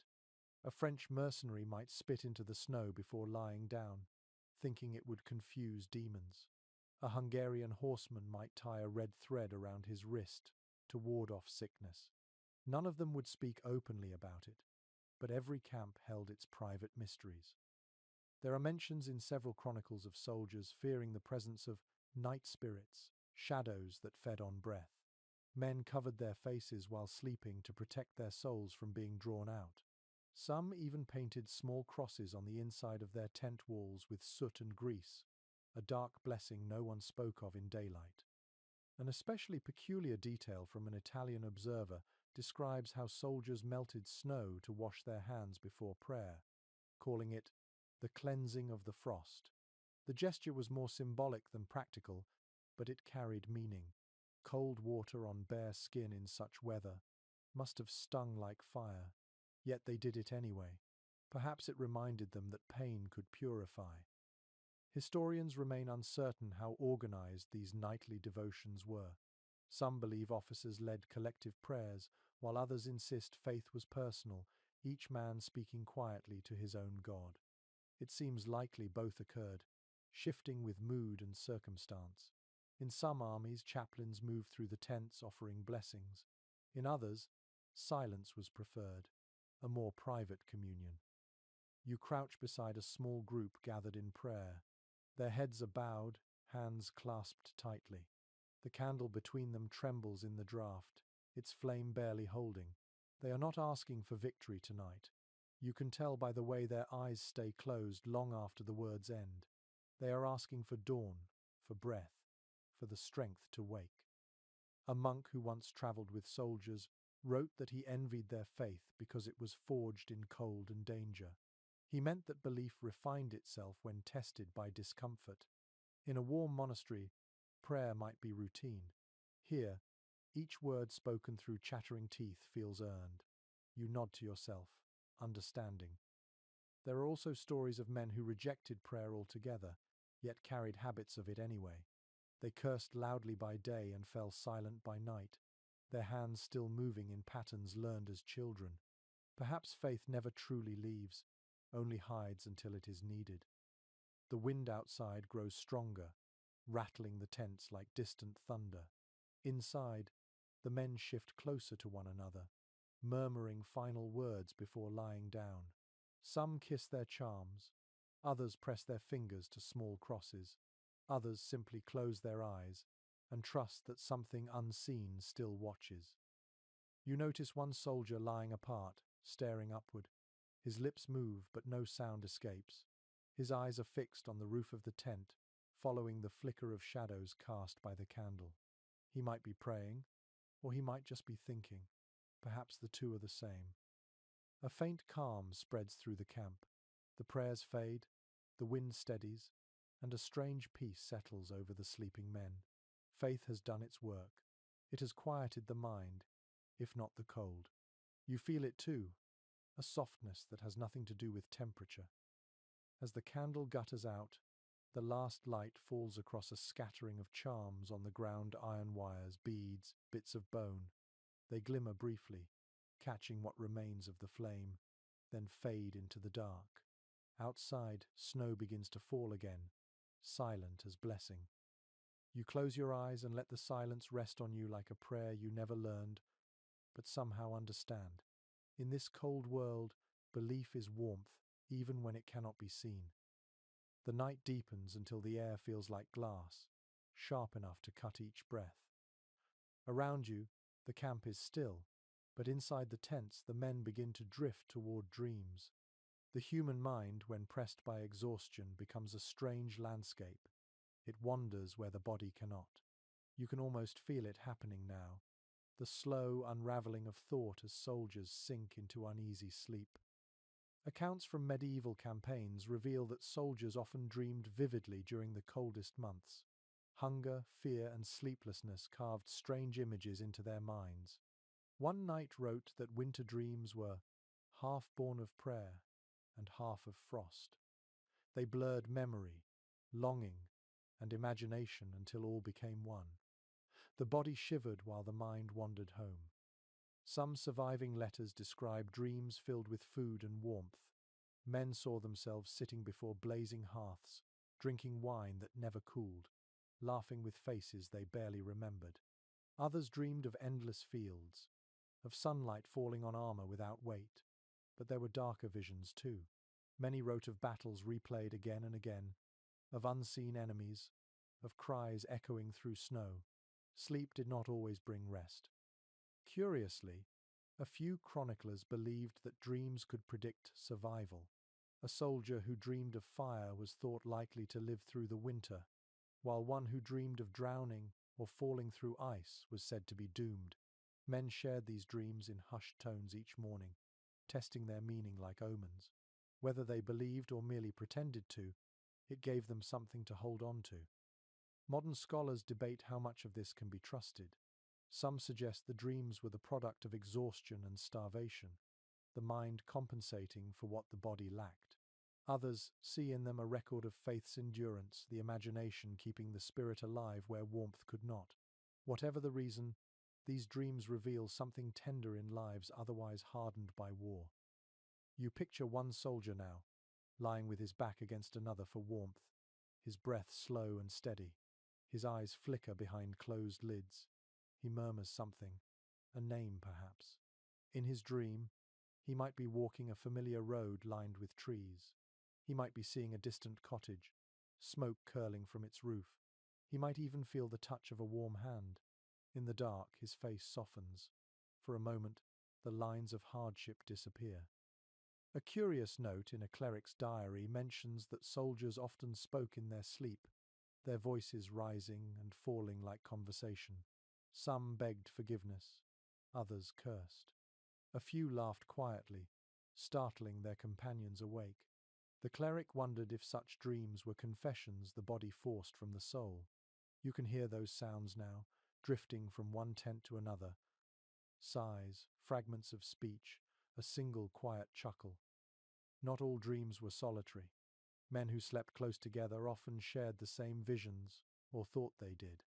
They would wake describing nearly identical scenes: a battle fought under strange stars, a feast interrupted by cold wind, a shadow moving among tents. Perhaps it was imagination, or perhaps something deeper. Shared fear can make dreams contagious. One account from the Baltic campaigns describes soldiers waking in panic after dreaming that snow had buried their entire camp. When they crawled outside, they found it was true. The storm had come silently, erasing everything but the faint shapes of tents beneath white drifts. Dreams and reality often touched like that, the boundary thin as fabric. The soldiers learned to talk about their dreams in the morning as though they were weather. I dreamed of sunlight, one might say, and another would nod as if that meant something good. The act of sharing turned nightmares into stories, private fears into communal folklore. It made the darkness less personal, the cold more bearable. Experts on medieval psychology sometimes remark that the line between dream and vision was almost non-existent. A soldier might wake certain that he had seen a saint, an ancestor, or even death itself. Chroniclers collected these stories eagerly, proof that divine hands still guided mortal lives. Some men took such visions as signs of protection, others as warnings. Either way, they carried them through the next day's march like invisible armor. There are mentions, too, of the dreams soldiers refused to describe, the ones that made them sit silently at dawn, staring at nothing. One man, in an old Italian manuscript, wrote only, "I saw faces beneath the snow, and they were all looking up." He never explained further. You sit beside a tent and close your eyes, listening. The sound of sleep is not peaceful, but rhythmic. The camp breathes like a single body, rising and falling with each sigh. You can almost feel the dreams moving through it, a current of longing and fear passing from one soul to the next. Somewhere, a horse stamps the ground and snorts, as if sensing something unseen. The noise startles a few men awake. They shift, mutter, then sink back into their shallow dreams. For a moment, you wonder if the horse dreams too of open fields, of green grass, of sunlight. It seems likely. There is a strange tenderness in this landscape of sleepers. Every face, hardened by daylight, softens in rest. Even the most scarred features seem young again, the cold forgotten for a few short hours. In the flicker of a candle, you see hope written in the stillness of their expressions. As you watch, snow begins to fall again, silent and slow. It gathers along the tops of tents, softening every edge, hiding every scar. It looks like peace, though you know it is only temporary. The men sleep on, unaware, their dreams carrying them far from the frost. You think of how fragile these moments are, how the body endures through illusion as much as through strength. Sleep, even uneasy sleep, becomes its own kind of mercy. The night holds its breath. The dreams continue, unseen but alive, like small fires burning quietly in the minds of men. Morning creeps in without sunlight. The grey of dawn is little more than the dark stretched thinner, and for a moment the world feels caught between sleeping and waking. You step through the camp, hearing the soft crack of ice beneath your boots, and notice how different everything looks in this dim light. The tents, the armor, the men themselves, all arranged by rank, by purpose, by invisible lines that divide one life from another. It is well recorded in chronicles that even in the bleakest conditions, order ruled the medieval camp. Rank decided where you slept, what you ate, and even how you froze. Commanders and nobles claimed the driest ground near the center, where the wind broke against their larger tents. Common soldiers slept along the edges, where cold air gathered and frost bit hardest. The pattern resembled the battlefield itself, hierarchy frozen into the landscape. You walk toward the center now, where the tents grow taller and cleaner. Here the smell changes, less sweat and smoke, more oiled leather and fur. Inside these shelters, the officers rest on thick rugs or layered blankets taken from towns long conquered. Their tents hold chests of supplies, sometimes even candles burning through the night. It feels almost warm by comparison. Curiously, letters from attendants reveal that noble tents were often divided by fabric walls, creating separate chambers for sleeping, dressing, and prayer. Some officers even carried folding stools, small tables, or brass bowls for washing. The contrast with the frozen ground outside must have felt unreal. The men who marched beside them saw this comfort and called it sleep for the lucky. Modern historians debate whether such privilege truly mattered in the end. Warmth and softness could not banish hunger or fear. Some chroniclers observed that officers suffered their own kind of cold, the loneliness of command. Still, the difference between a fur-lined blanket and a frozen cloak could decide who woke in the morning. You turn your eyes toward the outskirts of the camp, where the poorest soldiers sleep. The tents there sag under the weight of snow. Inside, men crowd shoulder to shoulder, their bodies curled into knots of shared warmth. Some have no shelter at all, only cloaks stretched across sticks or overturned shields. Their breath rises together in thick clouds that merge into one, blurring the boundaries between them. A curious detail from a Flemish chronicler describes how these low-ranking soldiers used their weapons as tent poles. Spears supported scraps of canvas, and shields formed makeshift doors. The sight must have been strange, a village of war tools turned into homes. The line between defense and survival blurred completely.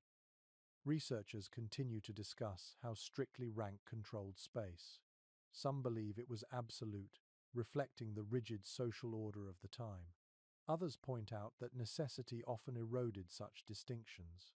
When storms grew fierce or frost spread too quickly, nobles and commoners alike crowded together under any cover they could find. Cold, after all, respected no title. You pass a small cluster of tents where a knight's pavilion stands beside a row of archers' lean-tos. A servant stirs a pot of thin broth outside, and the smell of it drifts through the air. The knight emerges, wrapped in a fur cloak, and takes a seat on a wooden stool while his men eat crouched on the ground. He looks tired rather than proud. The hierarchy here feels fragile, kept alive more by habit than conviction. In some accounts, commanders were said to share their tents during the harshest nights, not from generosity but from strategy. Keeping trusted men close reduced risk and strengthened loyalty. A warm tent was a currency of its own. You can imagine those quiet conversations in the dark plans whispered between sips of wine, the flicker of candlelight catching on steel. Common soldiers, by contrast, relied on proximity rather than privilege. They slept in groups of 5 or 6, arranged by friendship or chance. Inside each tent, bodies overlapped. Gear was piled near the entrance, and there was barely room to turn. It was cramped, smelly, and yet somehow intimate. Those who survived long winters together formed bonds deeper than any oath sworn in daylight.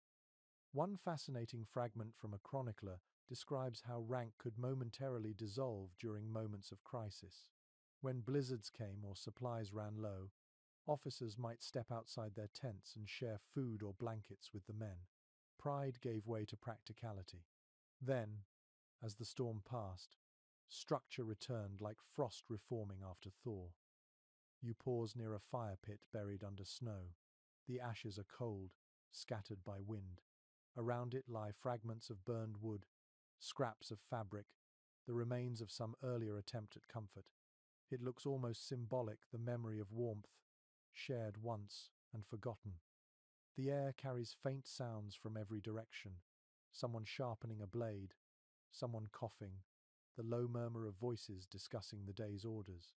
Even here, among exhaustion and cold, discipline persists. A soldier's world is built on rhythm, on doing what must be done before thought has time to protest.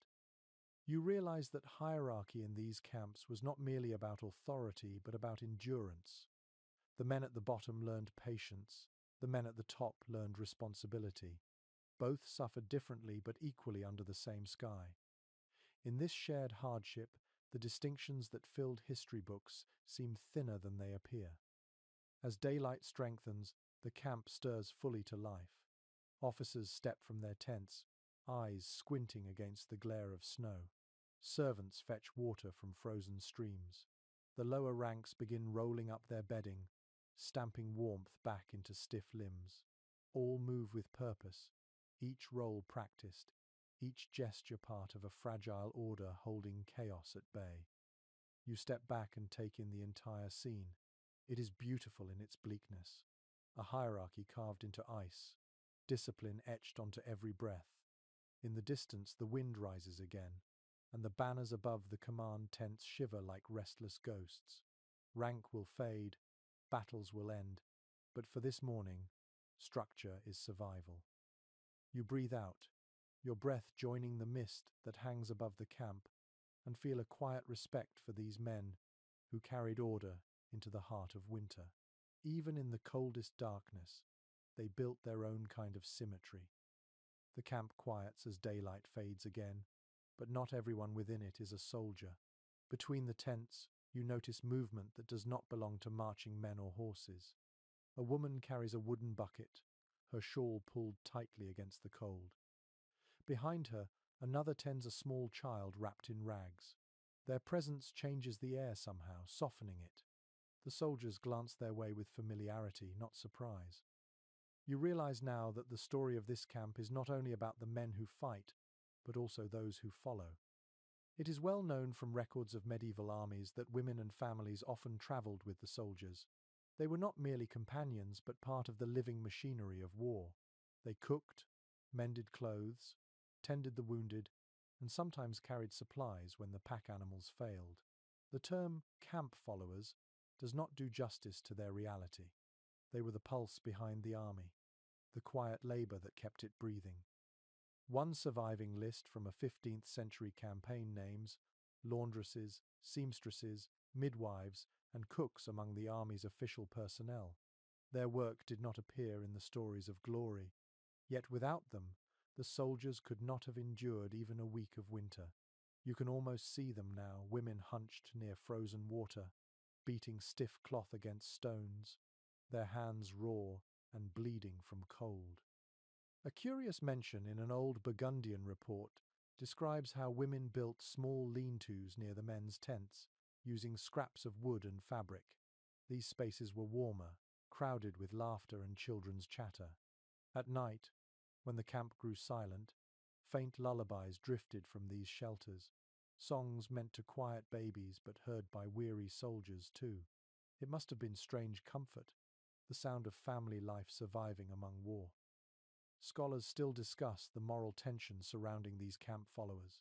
Some churchmen condemned their presence as sinful, while commanders recognized them as indispensable. In truth, the lines between duty and companionship blurred easily in the cold. A woman might spend the day boiling linen for bandages, and the night sharing warmth with the man whose wounds she dressed. It was not romance in the modern sense, but something more practical and raw, a quiet pact of survival. Inside one of these smaller tents, you see a woman mending a torn cloak by candlelight. The fabric is stiff, the thread uneven, yet her hands move with steady skill. A soldier sleeps beside her, his head resting on his folded arm. She glances at him once, smiles faintly, and continues her work. The air smells faintly of tallow and smoke. You sense that this simple act of repair carries more devotion than any prayer uttered outside. According to letters preserved from a Swiss mercenary, women often shared the men's rations and hardships. They trudged through the same snow, carried water from the same frozen rivers, and sometimes even picked up weapons when danger came too close. Some fought in disguise, their names lost to history. Others stayed behind to tend the sick, their tents turned into makeshift infirmaries. A strange but touching detail from a chronicler of the Wars of the Roses describes soldiers who left small trinkets or coins near the tents of women who had nursed them back to health. These were silent tokens of gratitude, gestures that replaced words. It reminds you that kindness, even in war, finds its own secret ways to speak. There are reports, too, of tensions. Fights broke out over stolen food, jealousy or despair, but for the most part, life within the camp formed its own quiet order. The women created small communities, sharing what little they had, trading scraps of fabric or bits of food, telling stories that reminded everyone of home. The sound of their voices carried warmth that no fire could match. Modern historians often debate whether the presence of women softened the brutality of camp life or simply made survival possible. Some argue that they humanized the men, reminding them of tenderness. Others insist their labor was purely functional, a necessity rather than sentiment. The truth, as always, lies in the middle. It is difficult to imagine any of these men surviving without that daily thread of normalcy woven through the hardship. You pass a tent where a small fire burns low, allowed only because it is hidden beneath a canopy of snow. Around it, three women sit close, their faces illuminated by the soft orange glow. One hums a tune while sewing, another rocks a child. The third peels what looks like a turnip with a dull knife. Their breath clouds in the air, mingling with the faint smoke. For a brief moment, the space feels like a home. A record from a priest accompanying an army in France mentions that he envied these scenes. He wrote that, "Where men sleep for death, women still make life." You understand him now. The warmth that fills this small circle of light is not from the fire, but from routine, from care performed in repetition. It is the same instinct that has kept humanity alive in every century. As night settles fully, the women retreat into their shelters. The soldiers nearby sleep more soundly tonight, comforted by the soft noises that replace the wind's howl, the rustle of fabric, the faint laughter of a child. The camp becomes a strange mixture of battlefield and village, war and life intertwined. You step away, the image lingering behind your eyes, a woman sewing by candlelight, her needle flashing like a star. Around her, the world is frozen and cruel, yet she moves with calm purpose, each stitch an act of resistance. You realize that in this frozen camp, she is the truest warmth of all. The next morning begins in a hush that feels heavier than usual. The wind has dropped, but the cold has deepened. Every movement seems slower, as though the air itself resists motion. Men stir stiffly, wincing as they stretch limbs that ache with old bruises and new frostbite. The smell of damp wool and smoke has become part of them now. But something sharper lingers today, a faint metallic scent of pain. It is well recorded in military journals and monastery notes that winter sickness claimed nearly as many lives as the sword. Frostbite, fever, infection, and exhaustion crept silently through the camp. Healers worked with little more than faith and improvisation, combining prayer with crude treatments. You walk past one of their makeshift shelters now, a tent marked by strips of cloth tied to its poles. Inside, the moans are low and rhythmic, as if pain itself has become part of the weather. Contemporary records describe a handful of remedies that sound miraculous or absurd, depending on how you see them. For frostbite, men rubbed their hands with snow, believing cold cured cold. For fever, they drank wine steeped with herbs or pressed hot stones against the chest. Honey was prized for wounds when it could be spared, and animal fat served as a balm against cracked skin. It was a fragile balance of wisdom and desperation. One particularly vivid account from a Venetian doctor mentions soldiers wrapping frozen fingers in rags soaked with their own urine, convinced the warmth would restore blood flow.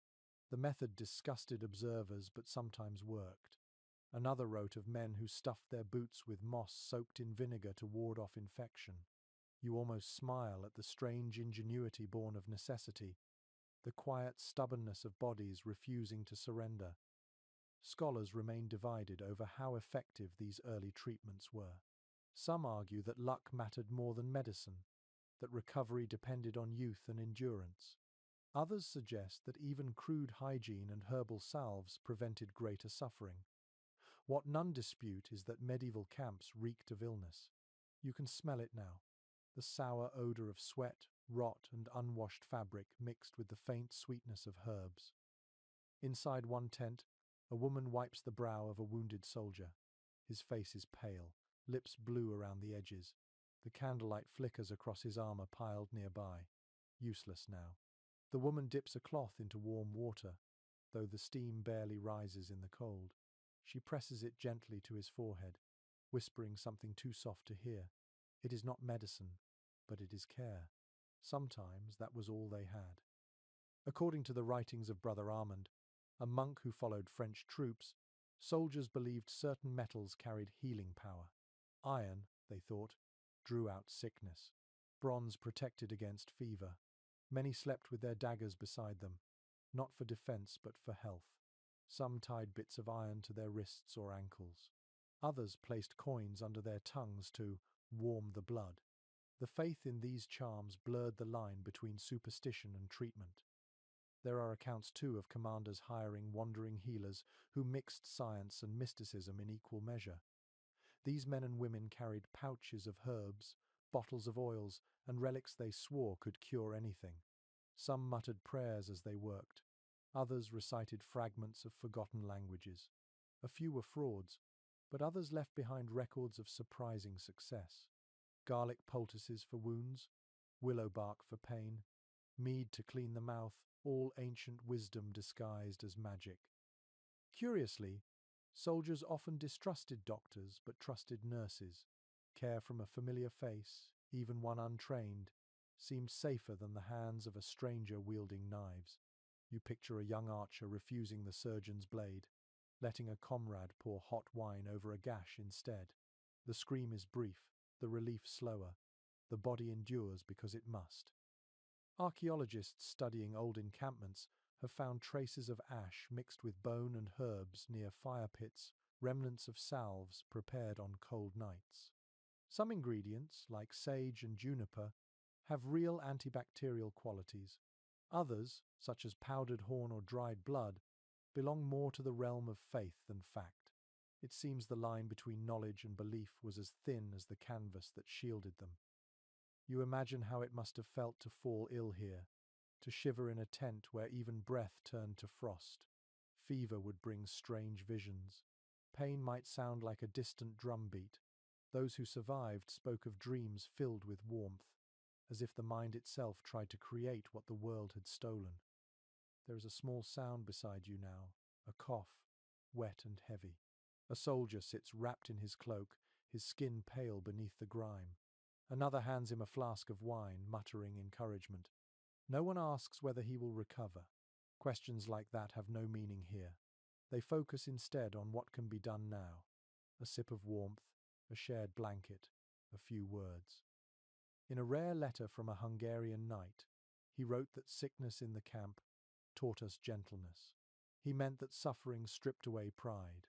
Rank disappeared when the body failed. A lord could beg a peasant for water. A healer could command a captain to lie still. Pain made equals of them all. Experts today point out that these improvised acts of care were as much social medicine as physical. Compassion slowed despair, which often proved more deadly than wounds. You can see that truth here, in the quiet patience with which they tend one another. As night approaches, the sick drift into uneasy sleep. Some murmur prayers, others sigh softly, their breaths mingling in the cold. A faint smell of burning herbs seeps from the tent, sage and smoke mingling with the frost. Outside, snow falls again, covering everything in silence.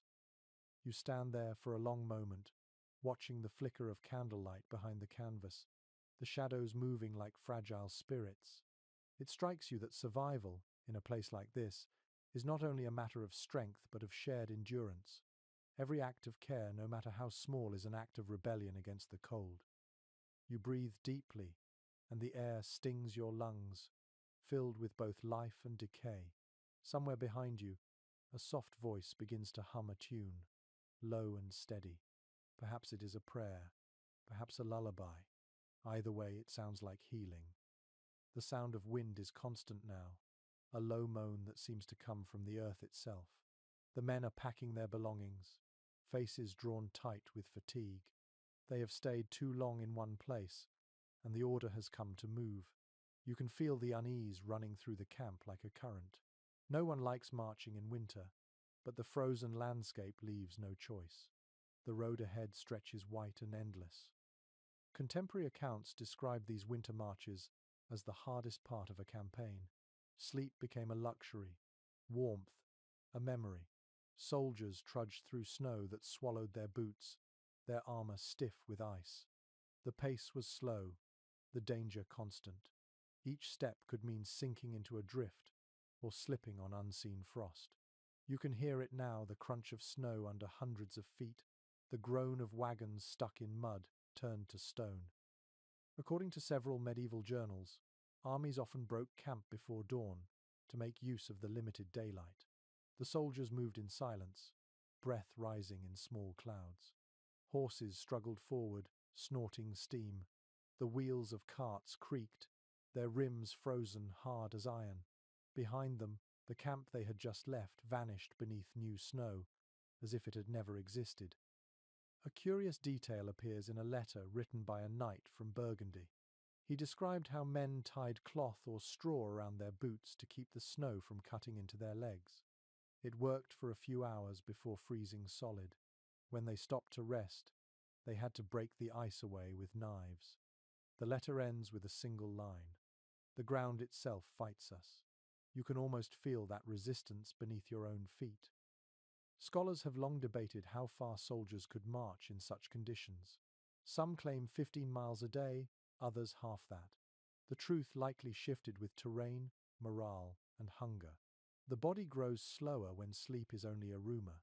Still, they kept moving, drawn forward by duty, fear, and the promise of anything warmer ahead. There is a strange rhythm to these marches.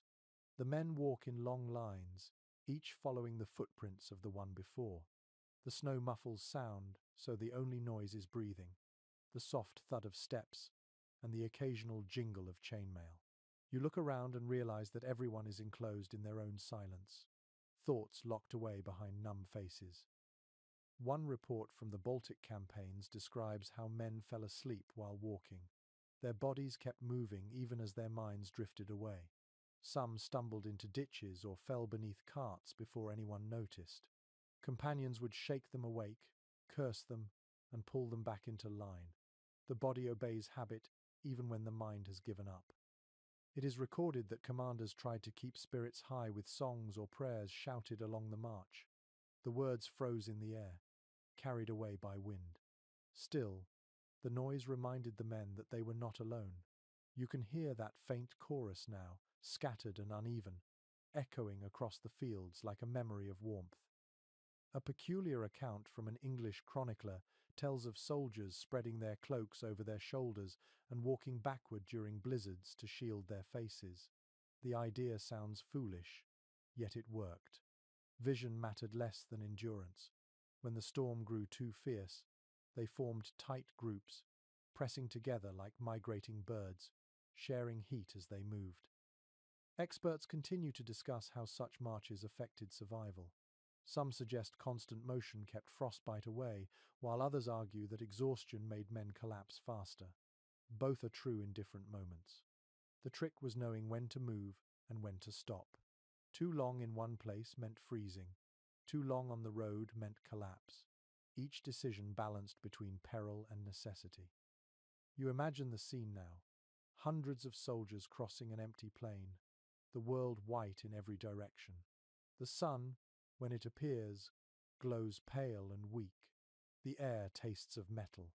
Ahead, a banner flutters weakly, its colors faded by frost. Behind it trail men who look more like shadows than soldiers, their faces hidden beneath hoods, their breath the only proof of life. Occasionally they stop, crouching to rest. Some sit in the snow, staring blankly ahead. Others stamp their feet to keep blood moving. A few close their eyes for moments that feel too long. A captain shouts to rise again, and the line moves forward. It feels less like marching and more like drifting, the whole army carried forward by inertia and stubbornness. One chronicler from the Teutonic campaigns wrote that the sound of an army marching through snow was like 1,000 hearts beating beneath the earth. It is an image both eerie and beautiful. You listen now, and you can almost hear that heartbeat, slow and relentless, pulsing through the frozen ground. Occasionally, a figure stumbles out of line. Companions stop, drag him back to his feet, mutter curses that sound more like blessings. No one can afford to fall behind. The cold swallows those who do. In the distance, the horizon disappears into white. There is no difference between sky and ground now, only movement through nothingness. Yet amid all this hardship, there are small miracles. A man pulls a piece of bread from his coat, still soft because he kept it near his chest.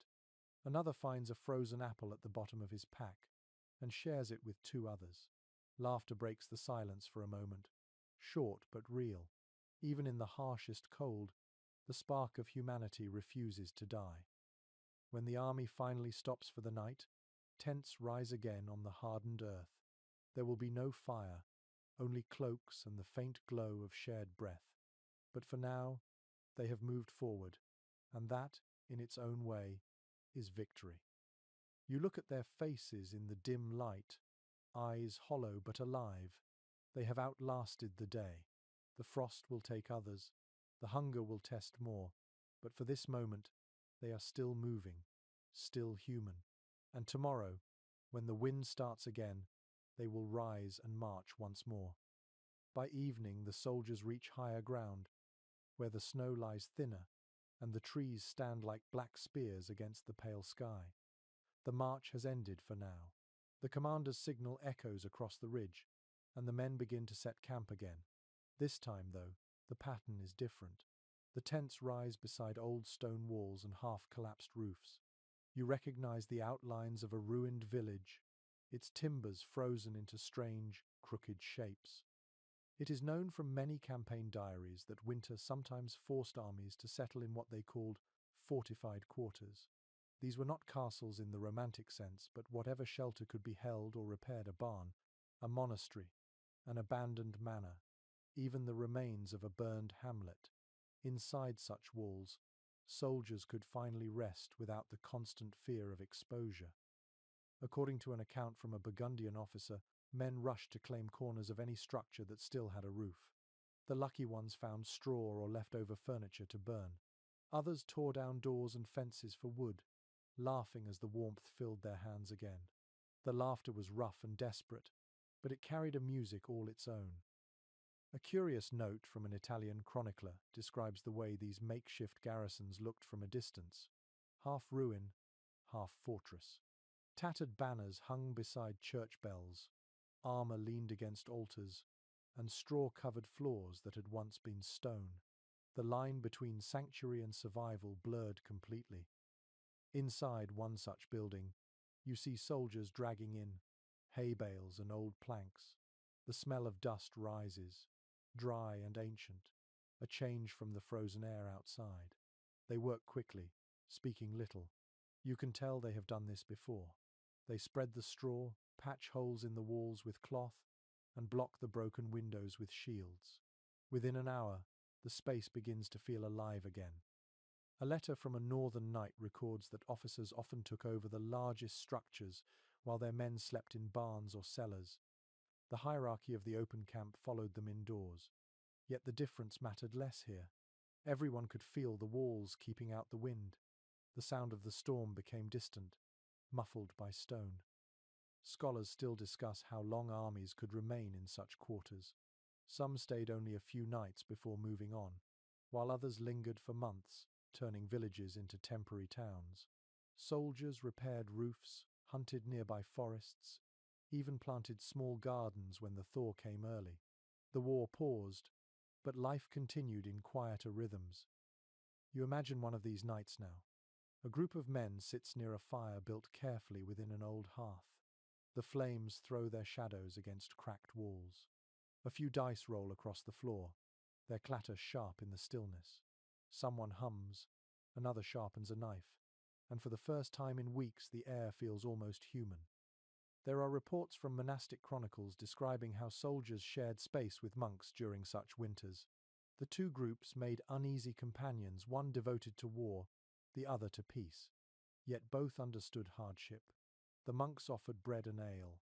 The soldiers offered protection.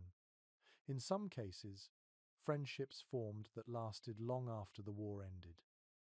A strange but telling detail appears in the writings of a French abbey.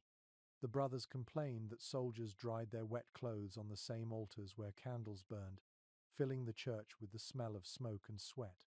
Still, they admitted that when the men left, the silence felt emptier. Even war brought warmth in its own crude way. Modern historians argue about how these fortified camps changed the course of campaigns. Some claim they preserved armies that might otherwise have perished. Others believe they prolonged wars by giving soldiers enough strength to fight again in spring. Whatever their effect on history, they reveal how adaptable the human spirit can be. You look around one of these shelters now and notice the small touches that turn ruin into home. Someone has carved initials into a beam. Another has hung a piece of coloured cloth from a spear tip, a scrap of beauty in the dark. A child, perhaps one of the camp followers, sleeps beside her mother in a corner, wrapped in a cloak that once belonged to a fallen soldier.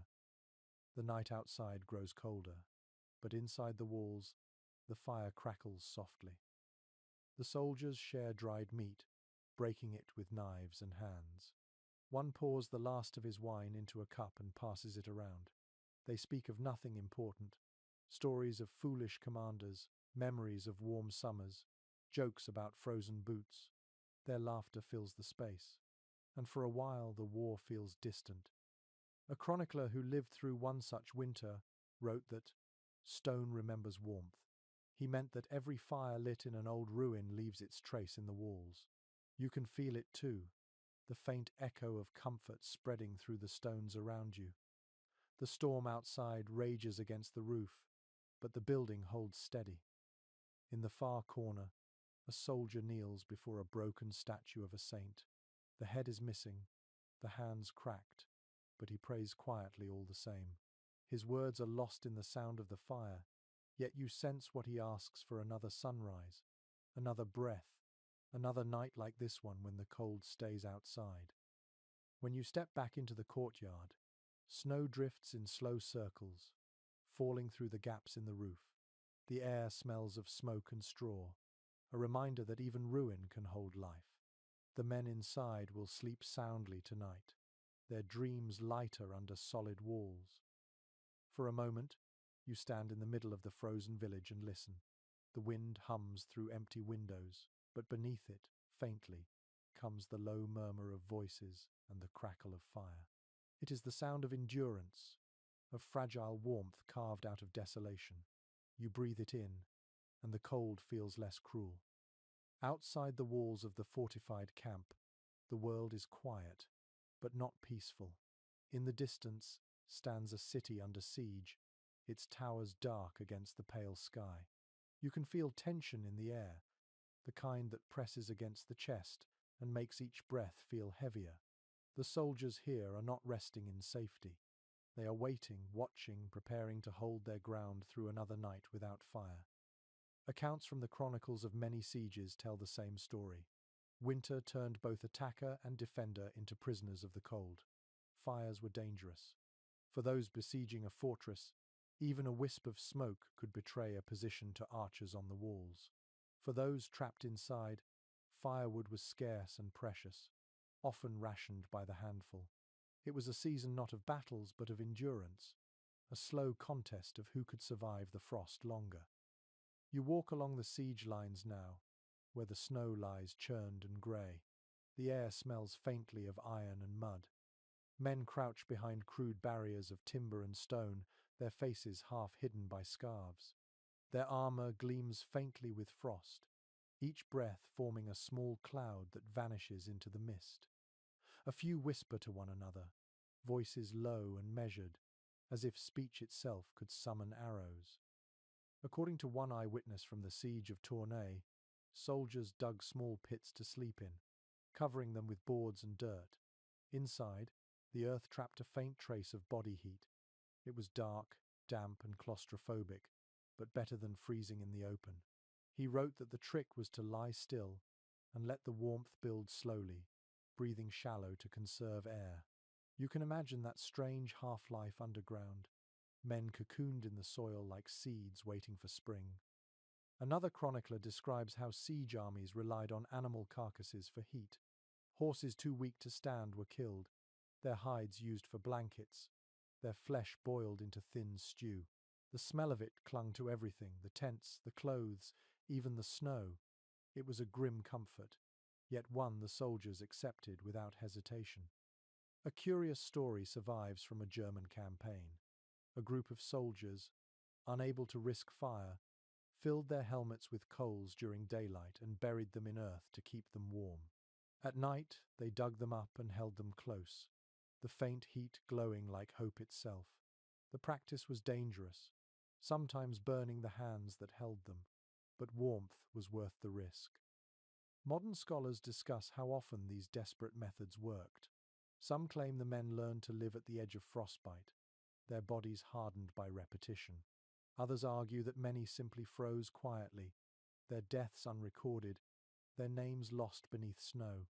Yet even silence speaks, and the presence of these crude shelters and pits across Europe testifies to lives lived at the brink.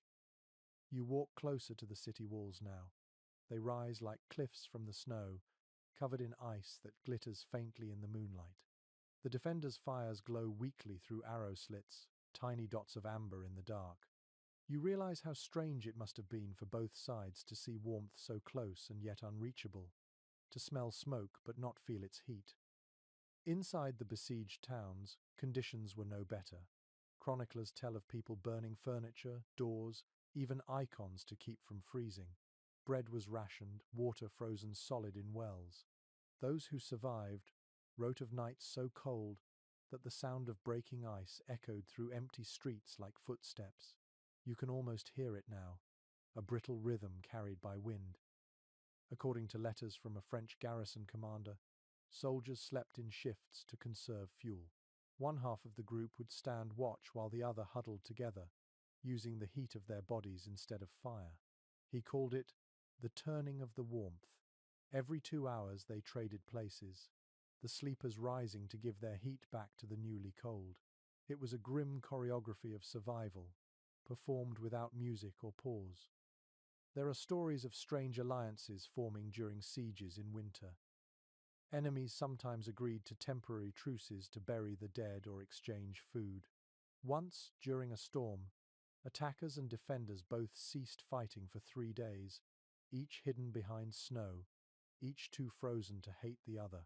When the sky cleared, they resumed as if nothing had happened. A monk who witnessed such a siege wrote that the cold became God's peace. He meant that frost forced men to remember their shared weakness. You think of that now, watching soldiers from one camp gaze across at the faint fires of their foes. They do not shout, they do not fight. They simply watch the same snow fall between them. Some historians still debate whether winter truly favored attackers or defenders. Some say the walls gave shelter, others that the open fields provided freedom to move. What seems clear is that the season cared for neither side. The cold was an equal ruler. You turn your gaze to the horizon, where the siege lines vanish into mist. The camp behind you sleeps in scattered fragments, men curled in holes, wrapped in cloaks stiff with frost, faces hidden against the dark. Their dreams, if they come, will be short and shallow. In the city ahead, the defenders lie awake, counting the same hours, watching the same stars. It occurs to you that this war within winter is not fought with weapons but with breath. Every exhale is a tiny victory, proof of life against the weight of silence. The wind rises suddenly, carrying the faint groan of the frozen ropes and the clink of distant armor. You close your eyes and listen. The siege continues, not in shouts or drums, but in the sound of men refusing to surrender to the night. The snow begins again, soft and steady. It blurs the boundary between camp and city, between soldier and enemy, between life and memory. For this one moment, the world holds still, suspended in the slow rhythm of survival. By the time midnight falls, the siege lines are buried again in silence. The snow absorbs every sound, softening the edges of the world until nothing feels solid. You step through the camp and notice how quiet it has become. No laughter, no arguments, not even the creak of armor, only the faint rhythm of breathing and the soft hiss of wind across the drifts. The world has been swallowed by stillness. Writers from the period often spoke about this kind of silence as if it were alive. It frightened men more than any noise of battle. One chronicler from Burgundy called it the silence that listens. He believed that in such moments, even thought seemed to echo too loudly inside the skull. It is easy to understand him. You can hear your own heart beating here, heavy and deliberate, a reminder that sound itself becomes fragile in cold. According to the notes of a French scribe who travelled with the army, the quietest nights came when snow fell without wind. Each flake softened the air until even footsteps disappeared. He described standing watch and realizing that he could no longer hear his own movement. It was like walking inside a dream. You can almost feel that same sensation now. The strange piece of sound erased, a world where even breath becomes uncertain. A curious entry in a monk's journal compares winter silence to prayer. He wrote that the cold teaches humility, for it makes every man whisper. His words linger with you as you look around. The camp feels like a cathedral without walls. The soldiers, its silent congregation. No one speaks, yet the shared stillness feels like devotion. Modern historians have tried to imagine how this soundlessness affected morale. Some think it calmed the men, giving them brief moments of reflection. Others argue it made fear worse, the absence of sound amplifying every small noise that did occur. A twig snapping could sound like thunder, a horse's breath like the approach of ghosts. You feel that tension now, the awareness that quiet can be both comfort and threat. You walk past a group of sentries standing along the perimeter. They do not talk. Their spears are planted in the snow, their faces half covered with cloth. One man shifts slightly, his armor giving the faintest metallic sigh. The others glance toward him instinctively. In this kind of silence, every sound carries weight. According to one chronicler from the Baltic campaigns, soldiers would sometimes whisper or hum softly just to remind themselves they were not alone. The habit began as superstition but became a kind of ritual. Some even claimed that humming warmed the chest, a small spark of heat created by the vibration of their own voices. Perhaps it did. You hear it now, faint and steady, the low tune of a man trying to hold the dark at bay. Another account describes how silence in the snow could play tricks on the mind. Distance vanished. A man might hear what seemed like a voice or a step, only to find nothing there. Some believed spirits wandered the fields on such nights. Others blamed exhaustion.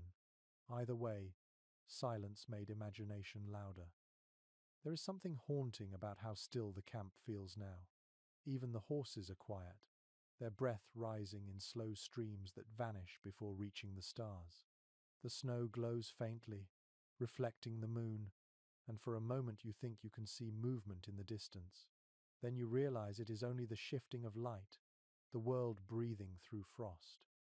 A traveler's record from the late 14th century describes standing outside a winter camp and hearing nothing at all, not the wind, not the men, not even the fire. He wrote that it felt like being suspended between life and death, caught in a moment that refused to move forward. You understand him. This kind of silence feels eternal, like the world itself is holding its breath. Some experts argue that this silence may have offered soldiers rare peace. Without sound, there was no need for words or orders, no reminder of command or chaos. The body rested even when the mind could not. But others note how easily such quiet could break a person. Too much stillness becomes a mirror, forcing men to listen to their own thoughts, to hear fear whispering where no enemy stands. You pause in the middle of the camp and close your eyes. The stillness presses close, heavy and cold. For a moment, you imagine that you are alone in the world, surrounded only by air and memory. Then a small sound breaks through the creak of leather, the soft sigh of a man turning in his sleep. It is barely audible, but it feels enormous, like a bell in the distance. The silence reshapes itself around it, and life returns to the camp. The snow continues to fall, thick and patient. It covers the footprints you made minutes ago, erasing every trace of movement. The tents become rounded mounds of white. From somewhere far off, a single crow calls once and is answered by nothing. The world goes still again. You realize that this silence is not absence but presence. It holds everything within it: the fatigue, the hope, the dreams of men who will rise again tomorrow to the same struggle. You breathe deeply, and the sound of that breath feels sacred. The camp sleeps, and the night keeps watch, its quiet as vast and unbroken as history itself. The snow that brought silence also brought other guests. You notice it first in the way the men scratch absently at their sleeves, then at the constant flick of fingers inside collars. The truth is simple and unpleasant. They are never alone in their sleep. Every fold of fabric, every layer of straw, carries life of its own. It is written in countless reports that winter camps crawled with small invaders. Lice, fleas, and rats followed armies as faithfully as banners. The cold slowed them, but never stopped them. Soldiers learned to live with the constant itch, the soft rustle in the night, the tiny movements just out of sight. The battle against the cold was only half the struggle. The other was against what the cold failed to kill. According to one chronicler from the German states, lice were so common that soldiers joked about naming them. They called them camp friends and flicked them into the fire during the day, watching them pop with grim satisfaction. You can almost hear the crackle of that small private war beside every tent. A curious note in an English soldier's diary describes how men tried to fight the pests with vinegar or ashes. They rubbed their skin raw with handfuls of straw, believing it would scrape the insects away. It helped little. The lice returned within hours, hidden deep in seams and stitches. The scratching became a kind of music, constant and rhythmic, a sound that filled the quiet nights when no one dared speak too loudly. Experts still argue how severe infestations truly were. Some say they were universal, that no soldier ever escaped. Others think certain armies fared better with stricter hygiene, though water was frozen more often than flowing. Whatever the truth, every man who lived through a medieval winter learned the feel of something crawling on his skin. The fleas were worse in the straw beds. Chroniclers describe how soldiers could not sleep without shaking out their bedding first, though the result was only a moment's relief. Fleas thrived in the warmth of shared bodies, breeding in the very materials meant to bring comfort. When one man scratched, the others soon followed, laughter breaking out in the dark at the absurdity of it all. Then there were the rats. Their presence was impossible to ignore. They scuttled between tents, drawn by food scraps, gnawing at packs and boots. In many accounts, soldiers came to see them as part of the company, a nuisance but also a sign that life remained. The rats moved where the men moved. They ate what the men ate. Some soldiers fed them crumbs, claiming it brought luck. A strange anecdote from a Flemish camp describes soldiers setting traps not to kill rats but to catch them for warmth. They tucked the captured creatures into pouches and let them sleep there, their small bodies radiating heat. It sounds grotesque, yet desperate times made desperate comforts. According to monastic observers, the presence of these creatures troubled priests deeply. They saw in them symbols of sin, reminders that filth and punishment walked together. They urged commanders to enforce cleanliness, to wash clothes and scrub tents. The soldiers listened politely and continued scratching. Water was too precious to waste on purity. Archaeologists studying old campsites have found bones and gnawed bits of wood near sleeping areas. The marks tell stories of quiet companionship, of men and animals bound together by need. Some graves even contain the remains of rats beside human bones, buried by accident or perhaps by strange affection. You step closer to one tent now, and hear faint movement beneath the canvas. Inside, a man sits upright, muttering curses as he shakes his cloak. Tiny black dots scatter across the straw. His companion laughs tiredly, saying, "They eat better than we do." The two settle back, still chuckling, the laughter half surrender and half defiance. In letters home, soldiers often mentioned the endless itching with a kind of weary humour. They spoke of it as one might speak of the weather, unpleasant but expected. A few wrote that they missed the fleas when they returned home, the silence of clean sheets too strange to bear. It is difficult to imagine, yet after months in the field, even discomfort could become familiar enough to feel like company. Some historians believe this constant irritation hardened the men's minds. When your body never stops itching, fear feels less important. Pain becomes another rhythm, one you learn to live with. Others argue that it wore them down, draining patience and sleep until tempers cracked. You can see both truths reflected here, in the tired faces and small acts of endurance that fill the camp. The horses are not spared either. Fleas and lice crawl beneath their thick winter coats, and the soldiers brush them more out of sympathy than hope. The sound of coarse hair rasping under stiff brushes mixes with the murmurs of conversation. It is a strangely intimate noise, the kind that belongs more to barns than battlefields. You realize that these infestations, revolting as they seem, bind the camp together in an odd way. Everyone suffers equally, regardless of rank. The commander scratches just as the peasant does. For a few moments each night, pride dissolves into the shared discomfort of flesh. The night grows colder, yet inside the tents, the men continue their small rituals. They pick at seams, flick insects into the dark, murmur jokes about their unwelcome guests. The scratching never stops completely. It becomes a background rhythm, a reminder that even in stillness, life moves on. When you finally step back into the open air, the quiet outside feels startling. The stars above glitter like frost. The world looks peaceful again, though you know that under every blanket, under every patch of straw, tiny movements persist. You smile at the thought, not in mockery, but in awe. Even in a world this frozen, something always survives. The night feels heavy again, the sky swollen with clouds that promise more snow. The soldiers are quieter than usual, speaking little as they repair their gear and settle in. You can sense a kind of still endurance in the air, a silence that feels both patient and weary. At moments like this, faith becomes the only warmth that does not fade. Records from every corner of medieval Europe reveal how deeply religion wove itself into army life. To march without prayer was to invite disaster. Even the most hardened mercenary carried some token of belief: a small wooden cross, a relic wrapped in cloth, or a saint's name whispered like a charm. In the frozen dark, these symbols became more than reminders. They were proof that something beyond the cold still cared whether a man lived or died.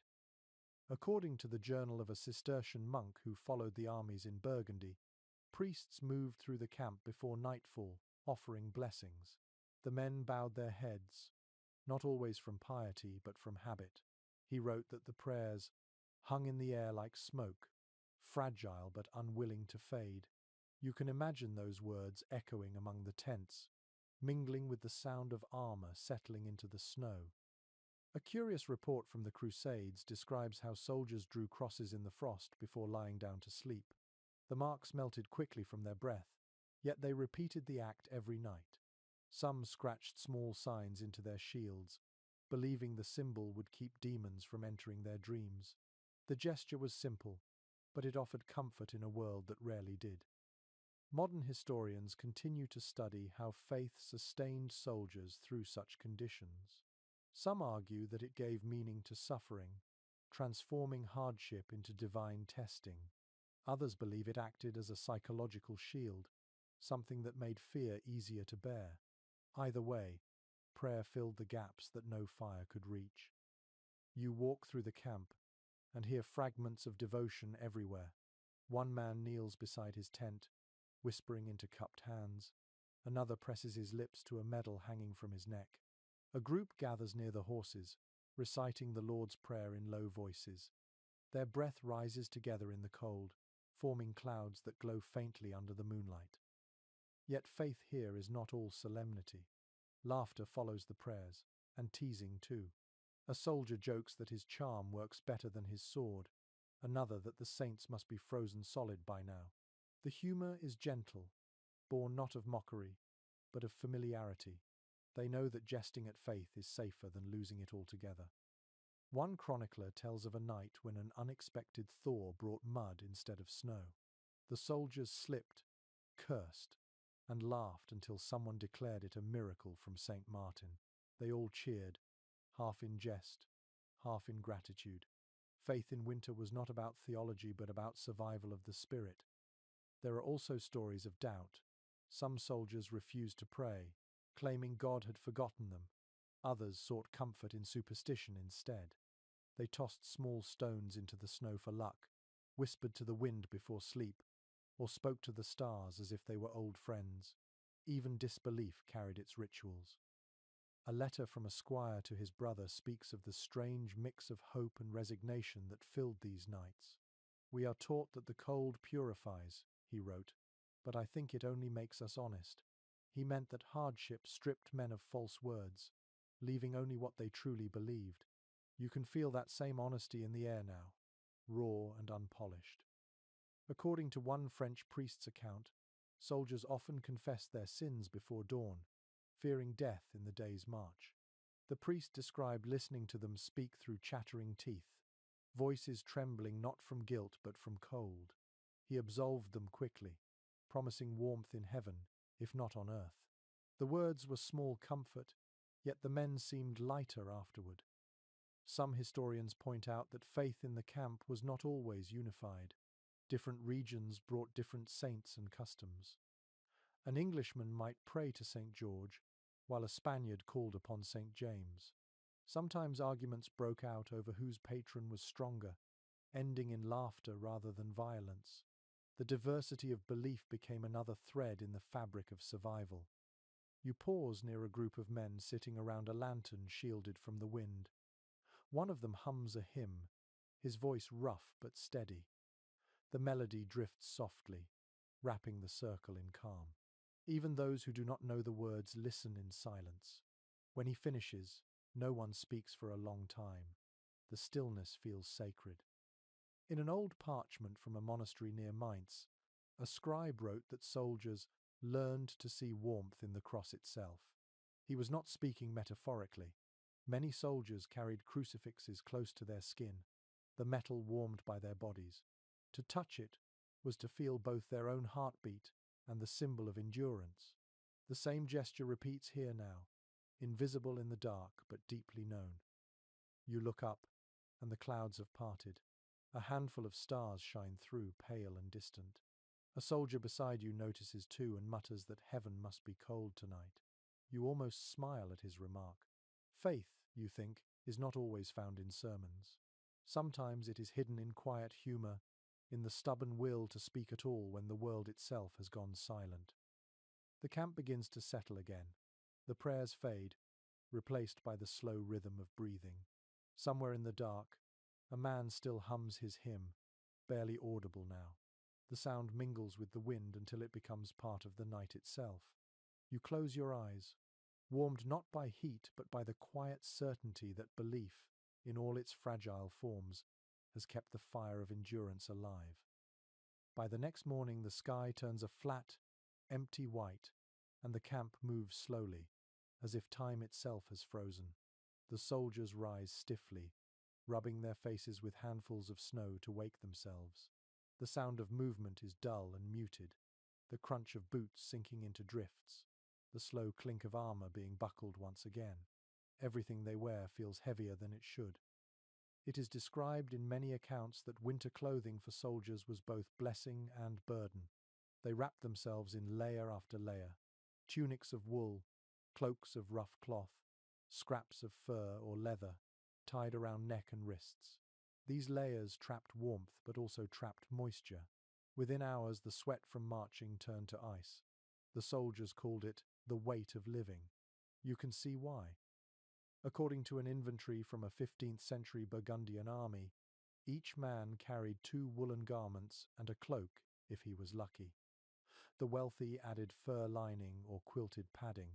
Common soldiers scavenged whatever they could: horse blankets, torn banners, even old tent fabric stitched into makeshift coats. They wore their survival on their backs, pieced together from anything that held heat. A curious entry in a mercenary's diary mentions that men stuffed dry grass or straw inside their tunics for insulation. It rustled with every step, but the noise meant life. Some soldiers joked that they could be heard coming long before they were seen, their bodies whispering like haystacks. The laughter was thin, but it helped them forget the stiffness in their limbs. Scholars still debate how effective such improvised clothing really was. Some argue that the layers of natural fibers worked well, creating air pockets that held warmth. Others note that dampness ruined everything. Once the wool soaked through, it clung to the skin and drew heat away. Either way, these men had no other choice. They wrapped themselves in the world they carried. The hands suffered most. Gloves were rare, so soldiers tied bits of cloth around their fingers or wore strips of fur taken from animals they hunted. Some dipped their hands in wax to seal the cracks in their skin, a trick learned from cobblers and candle makers. The smell of tallow followed them everywhere, greasy and comforting in its own way. A fascinating note from an English archer's record describes how he rubbed a mixture of ashes and oil on his palms before sleep to keep them supple. The trick, he claimed, came from a Moorish prisoner. Whether true or not, the idea spread quickly. Across camps, men shared recipes for warmth, the way others traded stories or dice. The face was harder to protect. The wind burned like a blade, and exposed skin turned white within minutes. Some soldiers smeared animal fat on their cheeks and noses, forming a greasy shield against frostbite. Others wrapped linen around their heads until only the eyes remained visible. Looking across the camp now, you see figures that seem almost faceless, eyes gleaming through folds of cloth, human yet distant. According to the letters of a French squire, the worst moments came when clothing froze stiff overnight. He wrote of waking to find his cloak standing upright beside him, hard as wood. To put it on meant wrestling with ice, cracking it at the seams. The sound, he said, was like breaking bones. You can almost hear it now, the brittle snap of frozen fabric echoing through the still air. When the wind howled too fiercely, soldiers turned their cloaks into small shelters. They staked the corners to the ground and crawled inside, curling into balls to trap the last warmth of the day. The sight of hundreds of men cocooned like that must have been strange, the field covered in shapeless bundles that breathed. Modern historians point out that some armies learned from shepherds and travellers in the highlands. They wore cloaks treated with oil to repel water, or carried spare cloths wrapped tightly in waxed leather. It was crude technology, but surprisingly effective. A dry layer could save a life. Still, no garment could defeat exhaustion. Clothes became part of the body, never removed, never fully clean. The smell of sweat and smoke grew so thick it felt permanent. Soldiers joked that the odor frightened wolves away. Perhaps it did. You watch one man now as he adjusts his layers. His tunic hangs in tatters, the wool frayed at the edges. He pulls it tighter anyway, then ties a strip of linen around his neck. Another soldier nearby offers him a patch of fur cut from a dead animal. They share a small smile, the kind that asks nothing and gives everything. A letter from a Bohemian footman says, "We wrap ourselves in what the world leaves behind." It is a sentence that stays with you.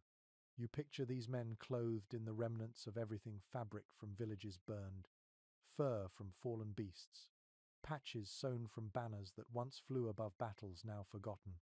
Their clothing becomes a history of survival stitched together by need. As the day darkens, the men settle again. They kneel to shake the snow from their cloaks, beating them against their knees.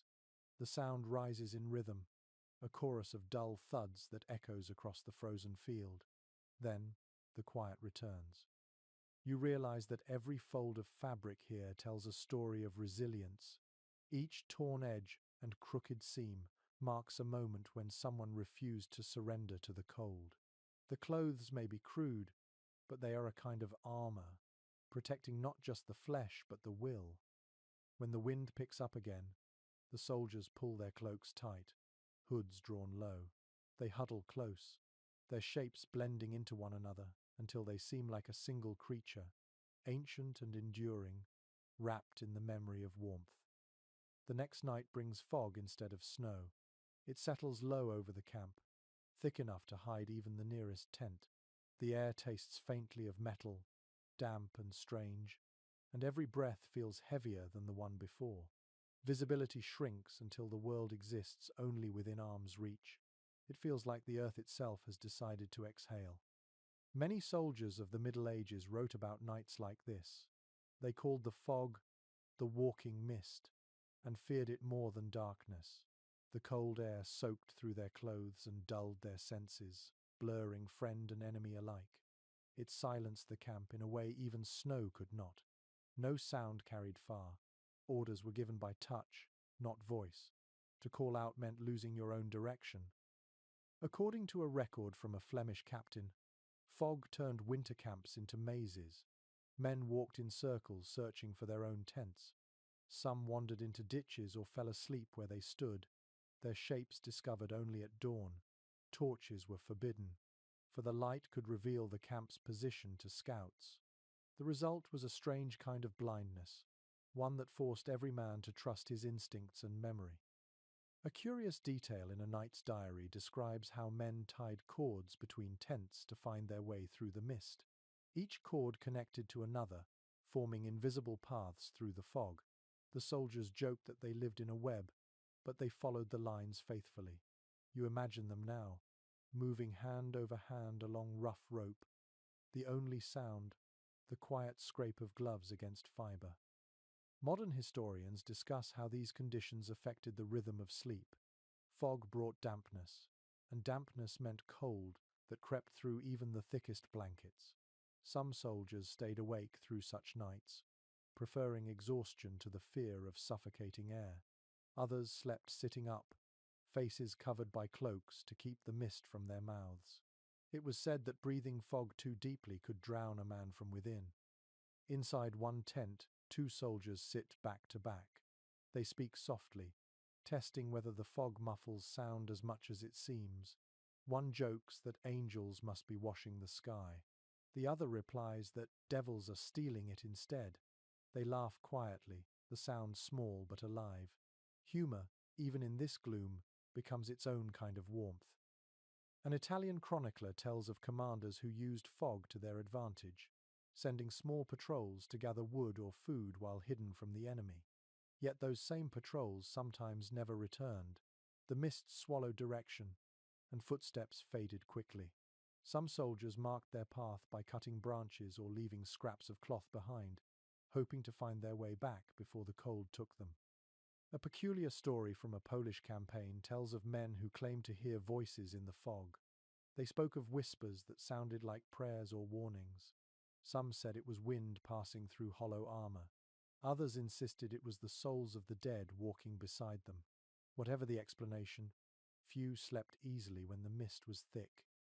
You walk through it now, feeling how the air changes from one step to the next. Sometimes it seems warmer, almost gentle, and then suddenly cold again, sharp as ice. The tents loom as ghostly shapes, edges blurring and fading as soon as you move past them. Somewhere close, a horse snorts, its sound swallowed almost instantly. The world feels both near and infinite. According to a monk who travelled with the armies of France, fog had a strange spiritual quality. He wrote that it was like being inside a cloud where heaven touched the ground. He meant that the boundaries between earth and sky disappeared, leaving only uncertainty. You feel that now, the sensation of being suspended in something vast and silent. Experts still debate whether soldiers feared the fog itself or what it hid. Some think the unease came from isolation, the way it erased sight and sound. Others believe it reminded them of mortality, of how easily the world could vanish. You find truth in both ideas. The fog is not an enemy but a mirror, reflecting the fragility of human presence. You pause near a pile of supplies covered in frost.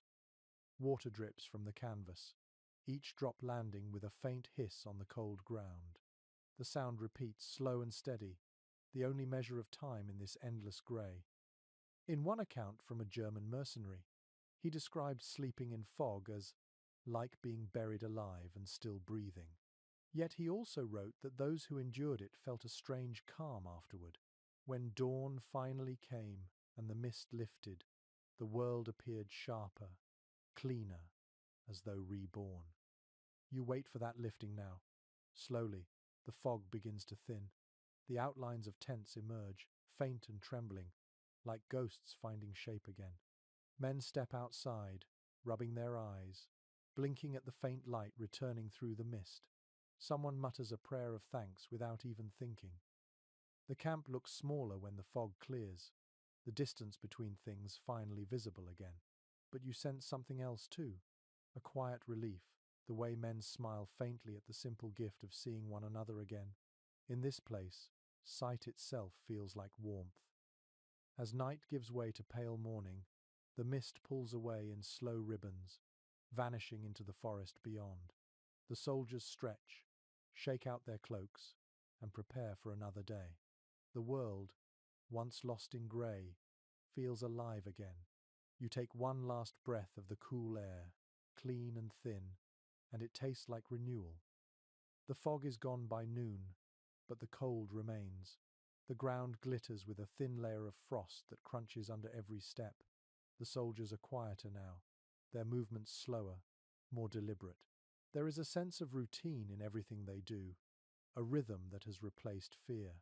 When life shrinks to the size of a single camp, even small acts become sacred.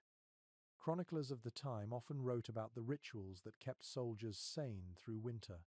They were not grand ceremonies but ordinary habits turned into anchors. Some men began each morning by sharpening their blades, whether they needed to or not.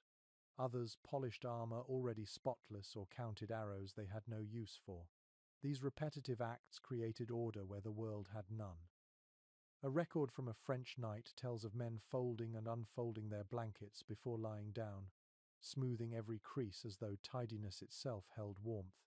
Others trace small patterns in the frost, marks that vanished within minutes. The habits were meaningless in purpose but vital in spirit. They gave the hands something to do while the mind waited for spring. According to a letter from a Flemish archer, soldiers carved pieces of wood into small figurines. Some shaped them into saints, others into animals or faces of lovers long unseen. They carried these carvings in their pockets, rubbing them smooth during the night. One man wrote that the touch of the little statue reminded him that the world still contained shape and softness, not only sharpness and cold. Historians have noted how these tiny routines acted like prayer for men who had run out of words. Repetition replaced language. Each polished buckle, each sharpened knife, was a small declaration of control. In a season when even time seemed frozen, these gestures whispered that the self still existed. You walk through the camp and see these movements everywhere. A soldier mends a boot with thread scavenged from a cloak. Another adjusts the feathers on an arrow that may never fly. A third is bent over a scrap of parchment, writing lines that will never reach their destination. He pauses, stares at the page, then folds it carefully and places it inside his coat. The act of writing, not the message, is what matters. A peculiar note from an English chronicler mentions that men even created games from routine. They raced to pack their belongings faster than their companions, or timed who could light a candle with the fewest strikes of flint. The rewards were trivial: a bite of bread, a sip of ale, but the laughter that followed cut through the stillness. One monk who observed an army in winter called these behaviors the discipline of idleness. He meant that the men built their own order to replace the one the season had taken. Without it, minds broke faster than bodies. You see that truth now in the patient precision with which a man tightens the straps on his armor. Though there is no battle coming, the gesture has become meditation. There are stories, too, of soldiers teaching one another skills to pass the time. Tailors mended others' clothes, carpenters shaped handles for broken weapons, scribes taught letters to those who could not read. Learning became another way to stay warm. A chronicler from Milan describes such scenes as the school of the cold. You can almost picture it now, men hunched close together, their breath rising like smoke, sharing knowledge as though it were fire. A few scholars debate whether these acts were conscious resistance or simple instinct. Some claim the soldiers understood that stillness kills morale and sought distraction deliberately. Others think it was natural rhythm, the body refusing to let despair sink too deep. Either way, the repetition kept life moving forward in tiny steps, when larger ones were impossible. You kneel near a small group of soldiers playing with carved dice on a flat rock. The pieces are uneven and chipped, yet their eyes follow them with the intensity of gamblers in a palace. One man cheers softly as he wins, and the others groan in mock defeat. Then laughter ripples through them, thin but genuine. For a few seconds, the cold retreats. A curious passage from a letter written by a young squire reads, "I polish my sword, though I know I may never draw it. I do it to remember that I am still a soldier." That sentence captures the essence of the camp. These rituals are not about necessity but identity. When the world around you dissolves into snow and silence, habit becomes proof of who you are. You notice now that even the horses share in this pattern. The men brush them in rhythm, talk to them softly, feed them by hand. The creature's calm presence gives the camp its heartbeat. Their snorts and stamps fill the air like punctuation in a story told by breathing. As twilight approaches, the soldiers finish their quiet labors and prepare for rest. A few stretch their arms and look at the horizon, as though expecting something new, though nothing ever changes. The sky deepens from grey to blue, and the cold sharpens again. One man kneels and traces a small circle in the snow before lying down. Perhaps it is a charm, or simply habit. Another folds his blanket once more, smoothing the corners until they lie flat. A third hums the same tune he sang the night before. Each act is small, yet together they form the rhythm of survival. The camp stills at last. The repetition has done its work. Fear has softened into familiarity. You listen to the steady breaths, the occasional sighs, and realize that in these simple actions, the soldiers have built a kind of peace. It is not comfort, but it is continuity. Above them, the stars appear one by one, patient and pale. The world keeps turning, slow but certain, and the camp below mirrors its motion through routine. You close your eyes, hearing the faint scraping of a whetstone somewhere in the dark. The sound is almost like a lullaby, a small song of persistence whispered into the night. The next morning dawns pale and brittle. The frost glows faintly under the weak sunlight, turning every tent and weapon into a sculpture of glass. The soldiers move through the stillness like figures from a dream, their breath rising in soft plumes. It is the kind of morning that feels fragile, as if the world might shatter with one loud sound. You notice that the men are quieter than usual. The jokes and chatter that filled earlier mornings have faded. They work without speaking, their movements heavy but steady. The season has stripped them down to something simple: breath, muscle, and patience. Every gesture now belongs to the rhythm of endurance. According to letters from several medieval soldiers, there comes a point in every winter campaign when the cold no longer feels like an enemy but like a companion. They stop fighting it and simply exist beside it. One French archer wrote, "At last the frost and I have made peace. It does not bite me, and I do not curse it." You can sense that same weary acceptance here. The men do not flinch at the wind anymore. They let it pass through them. In the chronicles of the Teutonic campaigns, one observer wrote that after enough nights, soldiers learned to move half asleep, their bodies remembering what their minds forgot. They woke and packed their tents before sunrise, ate without tasting, walked without thinking. Routine replaced thought, and thought replaced fear. You see that pattern repeating itself now as men fold canvas, tie ropes, and adjust armor in silence. A curious note from an Italian scribe describes how the eyes of soldiers in winter took on a distant look, as if fixed on something far beyond the horizon. He believed it was the mark of those who had seen too much sameness, too much grey. Perhaps he was right. The men around you stare past the camp as though looking for colour in a world that has forgotten how to make any. Experts today often discuss this strange calm as a kind of endurance trance. The human body cannot sustain panic forever. Eventually, even suffering becomes familiar. The soldier's quiet is not resignation but adaptation.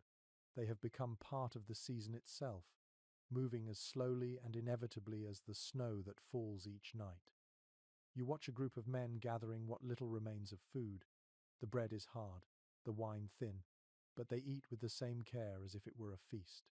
One breaks a piece of bread in half and hands it to his companion without a word. The gesture carries more weight than speech. Shared hunger has replaced friendship with something quieter, but stronger.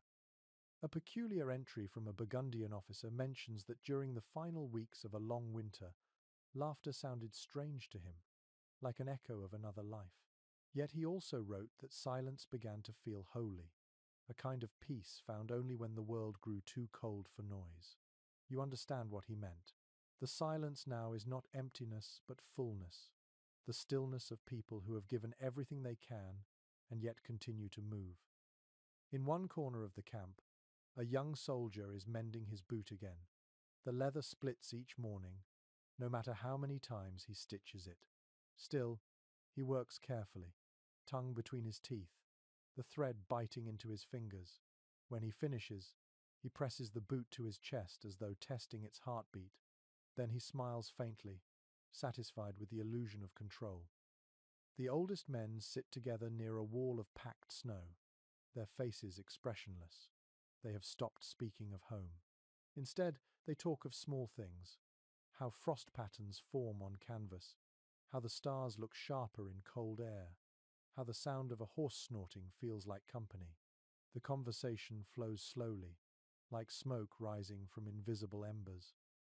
A historian once wrote that winter stripped soldiers of everything but rhythm. You can see that truth unfold here. Each movement lifting a pack, brushing snow from a sleeve, Stretching stiff fingers becomes ritual. In a life reduced to endurance, repetition becomes meaning. The commander passes through the camp, his cloak stiff with frost, his eyes scanning the rows of tents. He does not shout or hurry. His men already know what to do. Discipline has melted into instinct. This is not obedience anymore. It is survival performed with quiet dignity. You look beyond the camp, where the horizon blurs into white. There is no clear path forward, only the endless sameness of the land. Yet the men will march again tomorrow, because that is what they do. Somewhere inside them, hope persists, not the blazing hope of victory, but the quiet, steady hope of continuation, the kind that needs no words, only breath. One final account from a crusader's letter says, "At the end of winter, I understood that the world endures by habit, not by promise. The line settles in your mind like snow on stone. You understand him completely. Survival is not a matter of triumph, but of repetition, of standing up each day to face what is still cold and unmoving. As dusk begins to fall, the camp grows still again. The men retreat to their tents, their shapes fading into the dim light. You can hear the faint murmur of prayers, the rustle of blankets, the slow sigh of wind through the gaps. The frost gathers once more, a patient sculptor remaking the world in silver. You stand at the edge of the camp and take one long breath. The air burns your lungs but feels clean. For a moment, everything seems balanced: the cold, the silence, the steady persistence of those who refuse to yield. The night descends softly, and the soldiers sleep again, their dreams as quiet and enduring as the snow that covers them. The last night of winter comes without warning. The wind has gone still, and the sky stretches wide and pale above the frozen world. The camp rests quietly, smaller now, its tents half buried under the final crust of snow. The sounds are faint: a cough, a horse shifting its weight, the slow crack of ice as it settles. You can feel that the season is nearly over, though the air still holds its sharpness. It is often written in chronicles that the end of a winter campaign carried a strange mix of relief and sadness. Men had grown used to the cold, to the rhythm of hardship. When the thaw came, it did not feel like victory, but like waking from a dream that had lasted too long. The body remembered warmth, yet the mind had learned to find peace in stillness. According to a squire's letter from a 15th century army, the first sign of change came not from the sky but from the earth. The ground softened slightly underfoot. Snow melted into dark patches of mud, releasing the scent of soil that had been locked away for months. He called it the smell of life returning, though it mixed with rot and ash. You can almost smell it now, a faint, heavy sweetness rising beneath the frost. A curious passage from an English chronicler describes how the men, on such nights, took off their gloves for the first time and simply touched the ground. Their fingers sank into the half-thawed mud, and they smiled without speaking. To touch warmth again, even hidden in the earth, was like touching the promise of home. Modern historians often note that when winter finally released its hold, soldiers felt both renewed and uneasy. The hardships that once gave their day's structure disappeared. No more rituals of survival, no more careful scraping of frost or counting of breaths.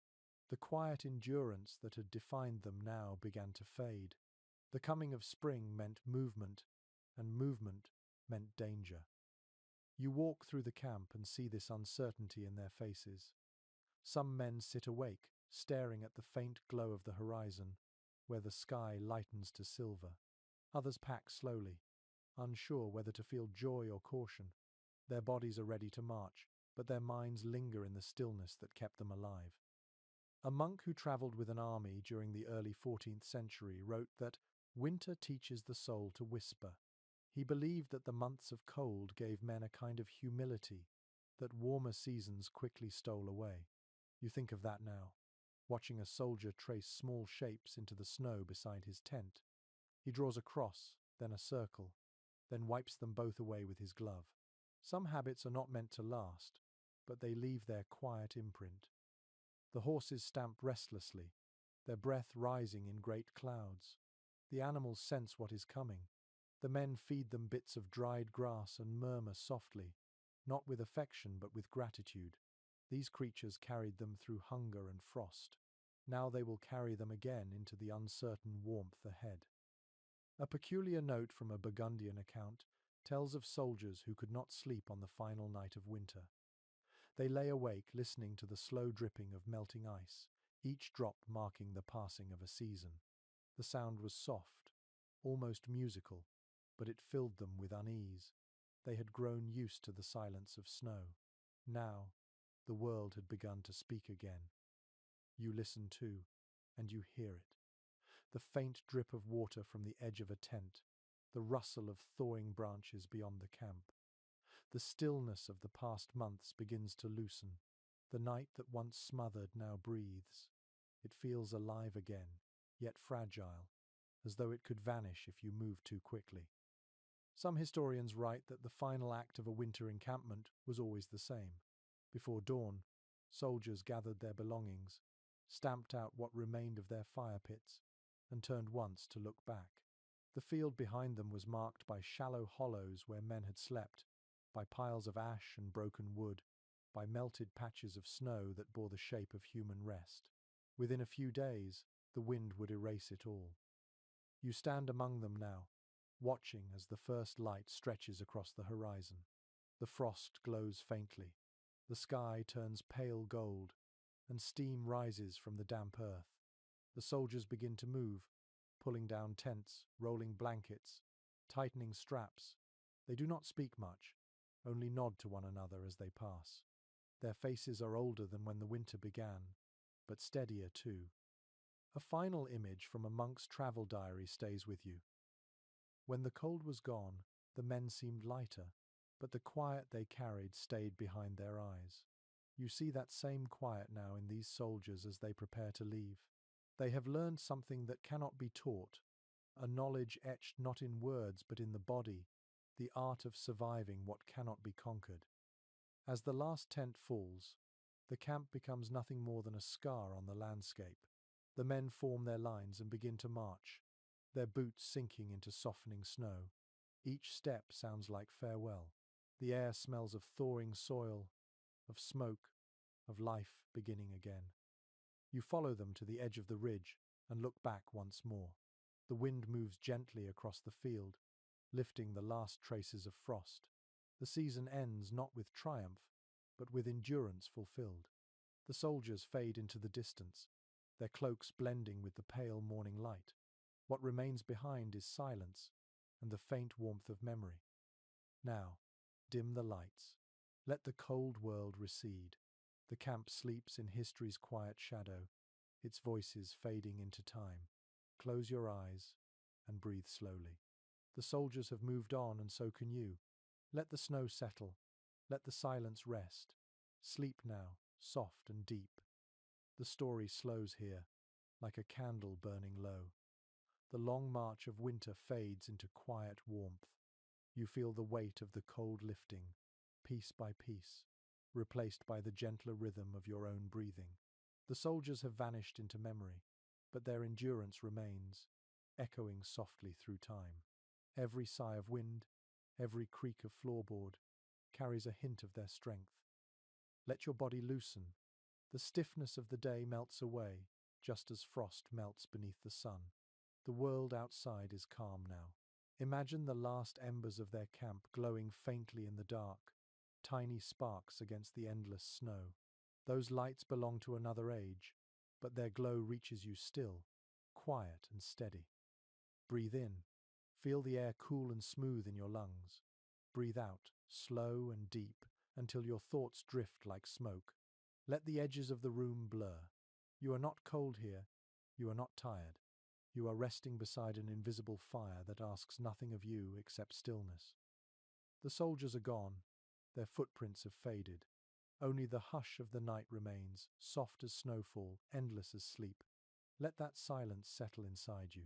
Every sound grows slower now. Your heartbeat, your breath, the quiet murmur of the world. And as you drift toward rest, Carry with you the memory of those who learned to sleep in winter's hardest nights. They found peace where none should exist. So can you. Let the cold fade, let the light dim, and let yourself fall gently into dreams.